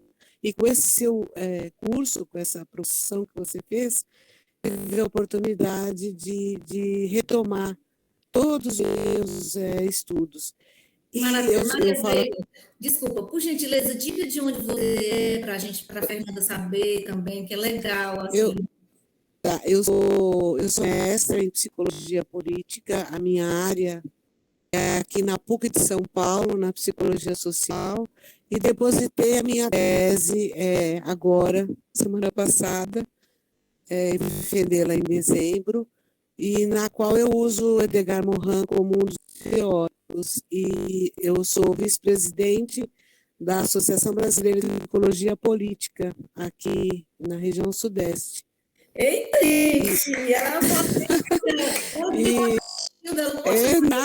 gente, muito emocionada de poder participar com vocês. Sei que a neurose é um tema que a gente está estudando com profundidade, né? Ainda mais agora, na época dessa fakes, como bem apontou a colega, e a forma como esses atos, eu vou falar no plural, não sei se isso está gravado ou não, mas eu vou falar porque eu falo e pronto. Esse candidato, ele se apresenta de multiformas para muitos públicos, né? E consegue criar uma neurose coletiva. Essa indústria cultural também o Edgar Morin aponta no que a colega trouxe no item 3, o grande público, né? Que mesmo que essa indústria no momento não esteja procurando lucro, né? Ela está determinada ao consumo dessa lógica. Que lógica? A nossa nova lógica neoliberal. Então, era isso que eu queria dizer, agradecer, parabéns pelo trabalho, e a hora que estiver pronto, é doutoranda também, a hora que estiver pronto, né, se a gente puder ter acesso, vai ser muito bom. E obrigada por tudo, obrigada por todos os palestrantes, viu? Teve um que eu não lembro qual, mas que ele cantou, foi de chorar. Aqui a gente está tendo 1000 emoções num urso só. Muito obrigada. Eu sou obrigada a desligar, voltar para a minha sala e ficar ouvindo vocês de lá. Um grande abraço. Muita gratidão, Maria Veiga. Uma honra para a gente poder contar com você, né? Eu acredito que você mora em São Paulo, não é isso? Isso. Maravilha, maravilha mesmo. E a gente percebe assim, que desde o início você participou do nosso curso, né? Motivo de muita alegria, muita honra. Assim, faz valer a pena, né? O curso, gente, para ministrar o curso, há uma redução na minha carga horária em sala de aula, mas eu não abro mão do curso de extensão. A gente começou no ano passado e foi uma experiência maravilhosa, de 180 horas, nesse mesmo formato, esse ano também, porque é a oportunidade que nós temos de interagir com pesquisadores, com acadêmicos, com profissionais de outros lugares, né? Sair só do mundo da universidade, que é muito importante. Eu estou efetiva na UVA, mas poder agir com outros profissionais, né? Isso é muito rico, a gente aprende muito nessa troca de conhecimentos. Fernanda, você gostaria de comentar algo? Não, só agradecer a Maria Veiga por essa explicação, né? Foi muito legal escutá-la. E eu só concordo, de todas as formas. Acho também que uma coisa que eu queria só explicar é que o meu doutorado é em comunicação, né? E eu estudo sobre as mulheres no grafite. Então, meu doutorado não tem relação direta com o Edgar Morin, mas eu vim aqui na Pita Lídia, então me debrucei em cima de Edgar Morin para explicar um pouquinho sobre ele, sobre essa obra, né, Cultura de Massa do século XX, para a gente poder tentar entendê-la também. E foi muito importante para mim ler Lídia. Foi assim, eu li pensando... Você leva algo do pensamento dele para a sua tese? Não é... Isso aqui dá... Isso aqui são umas coisas relacionadas, assim. Maravilha, maravilha. Gratidão, viu? Obrigada, viu, Maria? Pelos comentários aí. E eu espero que vocês estejam conosco no ano que vem, que a gente vai... Vamos pensar, né? O que é que a gente vai trazer de proposta, a gente refletir no ano que vem, tá certo? Mas vai ser uma honra poder reencontrá-los. Vamos ouvir agora o Gilvan. Professor Gilvan. Opa! Primeiramente, lamentar um pouco que eu não pude participar assim, ativamente hoje, mas como ouvinte, nossa escola hoje nos parece, e você sabe como é que é as nossas escolas, mas eu estava aqui com fone de ouvido, Fernanda, e o que você colocava, sabe, principalmente essa questão dessas neuroses que a gente vive constantemente na escola, e o material que você escuta, depois dá uma aprofundada, ele vem muito em encontro com o público que a gente trabalha, é a questão das competências socioemocionais. As 17 competências socioemocionais que vêm muito positivo tentar trabalhar, ou tentar pelo menos ajudar esses nossos jovens diante de todas as dificuldades que eles têm, vem ajudar muito. Assim como sua orientação da forma bastante clara para a gente, usando aí essa complexidade do Edgar Morin, mas que vem ajudar a gente a ter essa dificuldade que esses jovens passam e a gente trabalha, através dessas competências, uma ajuda muito grande para que possa ajudar a enfrentar essas dificuldades e, em especial, para tentar entender, diferenciar, principalmente o que é fato, o que é feito, porque nós vivemos hoje diante de um problema muito grande na nossa sociedade e vem fazer esse amadurecimento, né? Que às vezes nós, vamos dizer assim, que já temos um pouco de experiência, às vezes nós passamos por situações que a gente é capaz de passar alguma neurose. Imagina esses jovens que às vezes não têm uma formação tão completa. Então, a gente agradece, né, mais uma vez, assim, super importante para a gente, e a questão, o bom e o importante que eu tenho até colocado, é importante até você saber, viu, Lídia, doutora Lídia, é que o que a gente trabalha, eu compartilho aqui na minha escola, sabe? E tem sido uma experiência muito boa. E o material produzido hoje pela Fernanda é um outro material que vamos utilizar também para estar compartilhando para a nossa escola, porque nos contribui muito, principalmente nesse momento que a gente vive de dificuldade, de loucura mesmo, né? E isso vem nos auxiliar. Então, a gente agradece por todo esse empenho, pela dedicação, pelo material sido exposto para a gente, que nos enriquecerá. Muito obrigado, realmente a palavra correta para dizer a cada um de vocês, Fernanda e doutora Lídia, gratidão. Muito obrigado por nos oportunizar, estar tendo a oportunidade de trabalhar e ouvir vocês. E o bom, né, até é que não está sendo em vão, né? Porque às vezes pode dizer, a gente está trabalhando, mas às vezes não, a gente está utilizando e repassando para outros os conhecimentos que nos está sendo passado. Então, está sendo muito gratificante que essa cadeia está sendo levada, e a gente só agradece, tá bom? Muito obrigado e estaremos juntos sempre. Valeu, Gilvan. Adorei saber essas informações que vai para a escola. Tomara que vocês gostem, de verdade mesmo, tomara que contribua de alguma forma. Vocês estão me emocionando, viu? Assim, nós ficamos, né? Todos que fazemos parte do GPEG, muito felizes. O GPEG é o Grupo de Estudos e Pesquisas em Gestão Institucional, mas ele é bem amplo, ele aborda vários temas. Ele tem um olhar multi, ele entende que não pode ter olhares somente da educação, ele fica mais rico, mais diverso, mais sistêmico, quando a gente traz outros olhares, outras formações, como é rico, como a gente tem a oportunidade de aprender. Então, quando a gente ouve, né, uma fala como a da Maria Veiga, a do Gilvan, comentários aqui de gratidão do Nelson, que eu queria muito que ele fizesse uma fala hoje, mas ele precisou sair.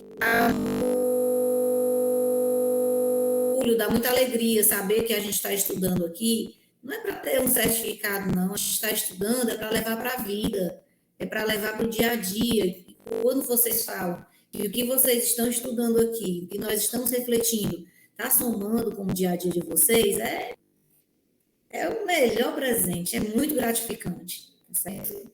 E vou ouvir muita gratidão. Gilvan, eu vou ficar com saudade de vocês, eu sou uma pessoa fácil de me apegar, né, de criar vínculos. E aí, assim, eu torço para que no ano que vem vocês possam estar novamente participando, né, do próximo curso de edição, tá certo? Muita gratidão. Vamos ouvir agora o Márcio. Boa tarde a todos. Estão me ouvindo bem, né? Sim.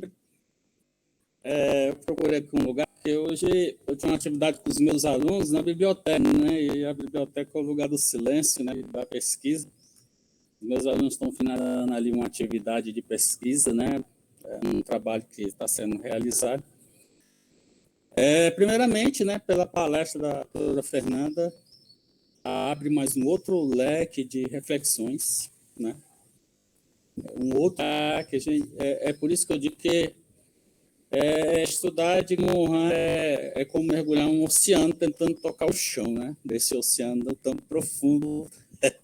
Eu costumo dizer isso para meus alunos. Professora Lídia, eu era um discípulo de Edgar Morin. Falo de Edgar Morin, todos os meus alunos, toda semana eu tenho que falar de amor.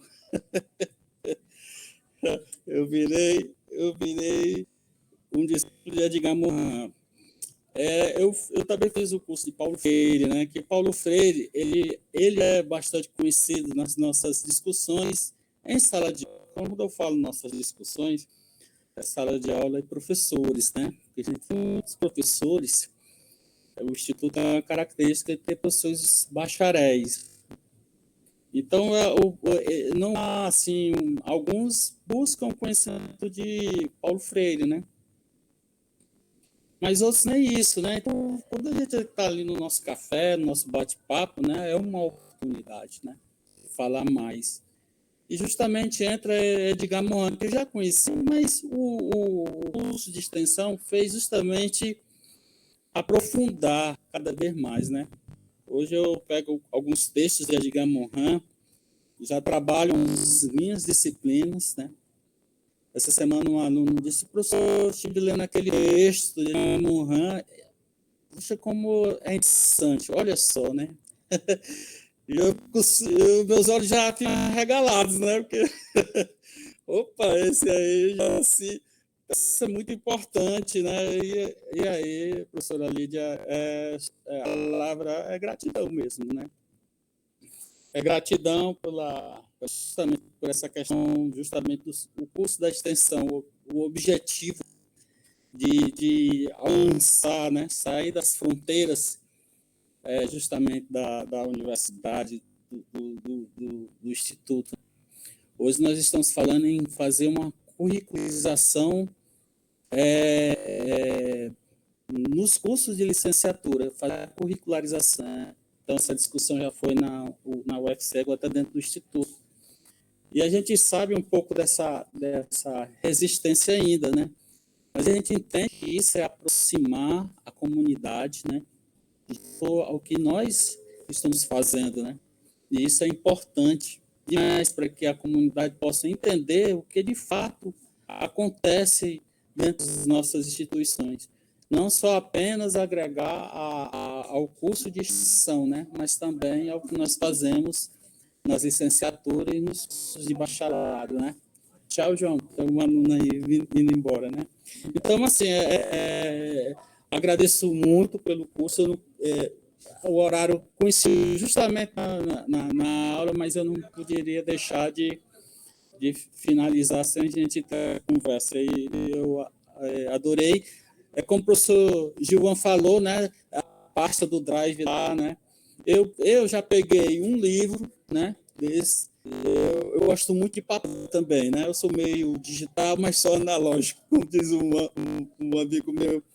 E muitas coisas eu gosto, assim, nos meus horários, ter aquele local, aquele livro, aquela coisa, para fazer uma leitura, né? E isso virou uma coisa muito constante.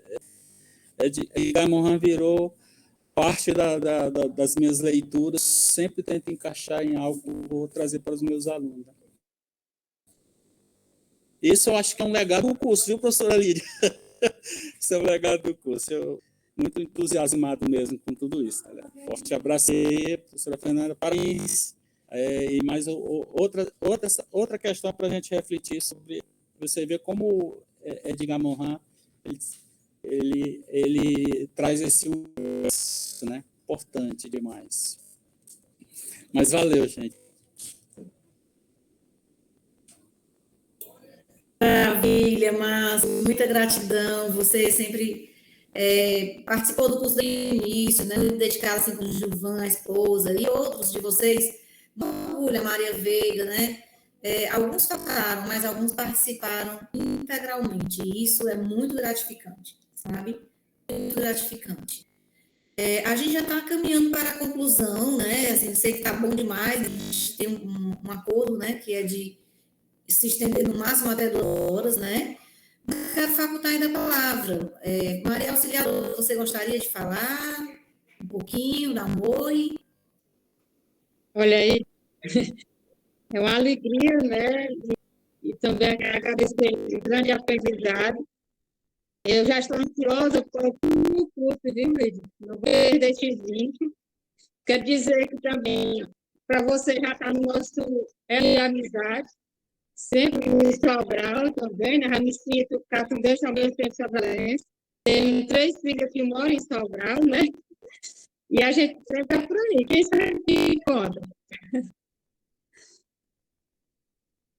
Gente, a Maria Auxiliadora é a esposa do professor Gilvan. Os dois são educadores, viu? E eles são de Catunda. Vai ser uma honra ter a oportunidade de conhecê-los aqui presencialmente em Sobral, com a hora 10, viu? Gente, então, assim, só ler aqui o comentário também do Nelson. O Nelson é da área do cinema. Infelizmente, ele precisou se ausentar, mas ele disse aqui, assim, eu vou trazer alguns comentários para a gente encerrar, tá certo? Vamos lá. Aqui no chat. A Ana Luísa diz assim, aqui, não, ela estava falando que estava chovendo, né? Chovendo muito, a internet colocou na hora, estava ruim, né? Muito bem.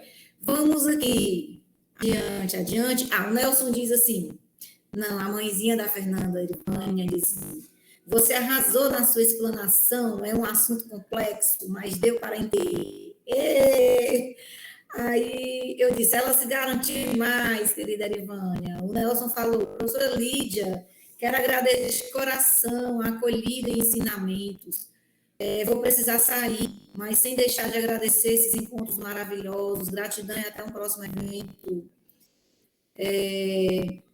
A auxiliadora também agradece, né? Nos agradece por trazer essa obra até nós. Cada palestrante melhor que o outro. Que bom, Maria Auxiliadora. O Gerôncio fala que o Márcio fala sobre protagonismo, todos com opiniões diversas. O Gerôncio fala com a regulamentação das mídias estaremos fritos. A Ana Luiz tem a ver com a opinião pública e regulamentação midiática também. O fake é destruidor, né? O Márcio fala. A Maria Veiga diz, tão atual, pensar na neurose em tempos de cólera. Infelizmente, estou na sala de trabalho, ela estava na sala. Engraçado, né? Assim, quando a gente quer, a gente faz, né? A Maria faz aqui realmente de São Paulo. Depois compartilhe conosco, Maria, sua dissertação, sua tese. A gente já faz votos assim de que vai ser maravilhosa a sua defesa. Temos certeza, desejamos que realmente o nosso curso tenha contribuído. Tanto você, nós tivemos também outra pesquisadora, doutoranda, orientanda do Marcos Lima, professor Marcos Lima, da UFC, em educação, que também estudou a teoria do Edgar Morin. A Ana Luísa diz aqui, é muito bom passar esses conhecimentos adiante para podermos alcançar mais e mais pessoas. Que bom, Maria Luísa, que você gostou. A Erivânia parabeniza a organização do evento, da mediação. Você que eu sou show. É bom demais, né? Assim eu fico convencida. Aí o Alex diz assim, a organização foi um sucesso, parabéns a todos os envolvidos que nos proporcionaram momentos de grandes conhecimentos. E a Erivânia diz, Fernanda, vendo seu crescimento intelectual, amadurecimento, fico muito feliz. Olha, Fernanda, que lindo. Mamãe é muito fofa, né? Ela fica muito orgulhosa. E ela morre de saudade, né, a bichinha. Ela morre de saudade. Porque, assim, para quem não entendeu, né, eu tô morando em Juiz de Fora. Então, é muito longe. Aí a bichinha acaba com a mãe, né? Acaba com a mãe. Nesse momento de hoje aqui, ela parou muito para ela, não sei como é que estavam os atendentes, não, os pacientes dela hoje, mas parou tudo. Ela parou tudo, ela ficou aqui o tempo todo, ainda estava, ela ficou aqui o tempo todo. Mas a gente acompanhando, não sabia nem o que estava acontecendo, mas estava acompanhando. Não sei quem é mais coruja, hein? Se é ela, se é o pai. Aí e a Juliana está aqui também. A Tereza está perguntando aqui, Lídia, é o último encontro, gratidão a todos os envolvidos. Sim, Tereza, já é o último, Tereza, 12º encontro. E a gente vai tentar ver a possibilidade da certificação sair antes de dezembro, tá certo? Não depende da equipe de organização, depende da Pró-Reitoria de Extensão e Cultura, tá? Juliana, você quer dar oi, Juliana? Seja bem-vinda. Juliana, você vai falar. Eu falei 40 minutos. Oi, gente. Eu estou dirigindo aqui, saindo do trabalho. Tô brincando. Mas, assim, eu acho que é muito importante esse debate de discussão enquanto o sinal não abre. Eu acho que é muito importante a gente não deixar morrer Edgar Morin pela sua contribuição, né, na história, né, da educação, e, enfim. Parabéns, Fernanda, pela exploração. Parabéns, Lídia, por esse espaço, né, de debate. É muito importante. Deixa morrer. Já penso no próximo filósofo, pensador, né, teórico do ano que vem. Sempre nos mandem um link, é importante. Enfim, eu acho que o debate é muito rico, né? E é muito importante a gente estar sempre nos atualizando, compartilhando nossos conhecimentos. Isso é muito legal. Parabéns. E o sinal está fechado. Gratidão. E aí, Fernanda? Gratidão, amada Juliana. Obrigada, gente, Juliana é irmã, viu? Uma das irmãs. Tem a Mariana também. É isso. Por isso que eu brinquei com ela, que ela tinha que falar, porque eu falei muito já, agora era a hora dela também. Já que tu não pode falar dos outros, né, Fernanda? Me chama, mulher. Juliana, agora é o momento de ligar o celular, tá? E voltar para o sinal, né? Por favor, tô brincando. Tô brincando. Beijo, assim, obrigada, viu? Pra puxar, entendeu? Ai, gente, que saudade de vocês. Olha para vocês, eu já estou lembrando quando eu vou para Fortaleza. Fortaleza, sabe o quê? Eu passei lá na beira-mar. Bom passear, né? Qualquer dia desse. Demais. Ô, Lídia, me leve, Lídia. Me leve para beira-mar, assim. Mulher, porque aqui não tem uma praia, é triste demais. Meu pai vai à praia 3 horas da praia, minha irmã, muito longe. Eu queria agora agradecer a participação da Juliana, maravilhosa, né? Assim, mais uma vez, assim, essas falas, elas fortalecem, né? Assim, quando assim, não vamos deixar morrer, né? O pensamento, a ideia do... Inclusive, gente, o Edgar Morin ainda é vivo, ele tem 101 anos, né? Eu estou 101 anos agora, acho que é dia 8 de agosto. Então, assim, essa a ideia dos cursos de obra, né? Não deixar o pensamento morrer e trazer realmente para a vida da gente, para o nosso dia a dia. A Leidiane diz assim, obrigada por esse curso maravilhoso. Professora Lídia, pelo carinho com todos. Já estou ansiosa pelo próximo curso. Vamos, Ana Luísa, fale, é a sua vez. Ai, gente. Ai, peraí, que minha câmera tá virada. Gente, rapidinho, 2 segundos. Já vamos. Peraí. Pronto. Vocês estão me ouvindo certinho? Estamos. Então tá. Gente, vou falar rapidinho. Eu não conheci esse curso certinho, eu fiquei sabendo no último dia pelo projeto da Fernanda, mas eu achei que é um projeto muito legal, muito bom, e eu acho que os educadores de educação, de comunicação, isso é muito bom para a gente debater ideias, né? Para a gente ter novos meios de convivência também. Foi uma grande oportunidade e queria fazer uma menção honrosa agora publicamente a Fernanda, que ela vai ser uma excelente professora, uma pessoa maravilhosa que eu amo conhecer. Você explica muito bem, de verdade, então é só um privilégio para a gente ter sido sua aluna durante esse curso. E muito obrigada por tudo. Caso precisarem de alguma coisa, podem falar comigo e eu vou querer ver de outros eventos, viu, Fernanda? Parabéns aí para a equipe. Tudo de bom. Obrigada pelo Obrigada, Ana Lu. Ana Lu é muito fofa. Ela é muito fofa. Mulher, se tu vê ela na faculdade, é a coisa mais linda. Ela vai toda arrumadinha, fofinha. Eu brinco com ela que ela é a Patricinha Hello Kitty. Não tem a música da Lídia? Né? Toda Patricinha Hello Kitty. Ana Lu, ela é toda Patricinha Hello Kitty. Lídia. Oi. Então a gente já tem a Ana Luísa, né? A Ana Luísa deu um bravo bem forte na Fernanda e cuide dela pra gente, né? Sim. Ela tá com mais certeza, perto. semana que vem com a gente, vai conhecer de fora. E ela viu semana que vem, só avisando. Olha que legal! Você da Fernanda? Dia 26. Dia 26, daqui a uma semana. Olha, Fernanda, depois você vai aniversário. Nós somos, né? presenteados por você, por sua vida, minha filha. Parabéns. Muito Sabe, obrigada. Eterna gratidão, esse presente que você nos deu, fazer o encerramento do curso, realmente um espetáculo, tá certo? E a gente agradece, assim, demais, lhe parabeniza, diz para você assim, que todos os seus sonhos se realizem. Obrigada. Você está longe dos seus pais, né? Obrigada. Nós temos também nossas filhas que estão longe, né? E a gente sente uma saudade, aí sua mãe me consola, seu pai também, mas ela vem aquele jeito dela, assim, todo especial, né? Que a gente criou os nossos filhos para o mundo, né? Não é para ficar na gaiolinha, não são para ficarem guardados, né? E eles vão construindo as suas histórias de vida, o importante é serem felizes. E aí, quando dá certo, vocês vêm para pertinho, né? Os filhos vêm para pertinho dos pais. Então, assim, imagino quanto que a Erivânia sente sua saudade, o Casimiro, né? Muita saudade. É a primeira vez que eles têm uma filha fora, em Juiz de Fora, literalmente. Mas, assim, também sabem que você está crescendo, né? Já não é mais a menina, aquela pequena, né? É criança, mas você já está uma mulher linda, né?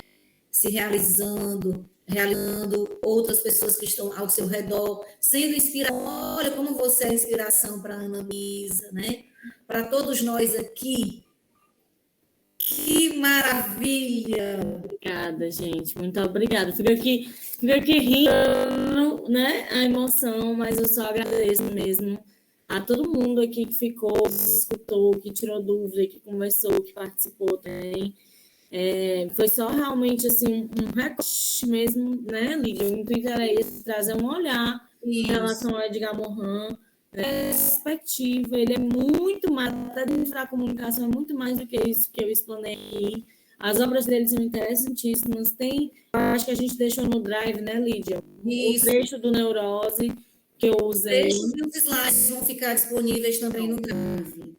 É isso, muito obrigada, Ana Lu. Qual é o dia do aniversário da semana? Qual vai ser o dia? Aniversário quarta que vem, daqui a uma semana mesmo. Vamos começar, vamos iniciar comemorações, encerrar cantando os parabéns para a nossa palestrante. Vamos abrir as câmeras aí que nós vamos cantar os parabéns. Parabéns para você, muitas felicidades, muitos anos de vida. Parabéns. Muito obrigada, muito obrigada. E você está chegando, né, Fernandinho? Está chegando, está bem perto. Está pertinho. Está bem pertinho. Parabéns, Fernanda. Beijo. Muito obrigada, viu, Lídia? Parabéns, Lídia. Parabéns, Fernanda. Muita gratidão. E a gente vai se falando, minha gente. Beijo. Valeu. Maravilha. Tchau, tchau. Gente, tudo de bom. Tchauzinho. Valeu, Ana Lu. Muito obrigada, viu, por ter vindo participar. Sim, Isso é maravilhoso. Beijo. Valeu, tchauzinho. valeu. Beijo. Lídia, beijo, viu? Tchau, mãe. Vou desligar.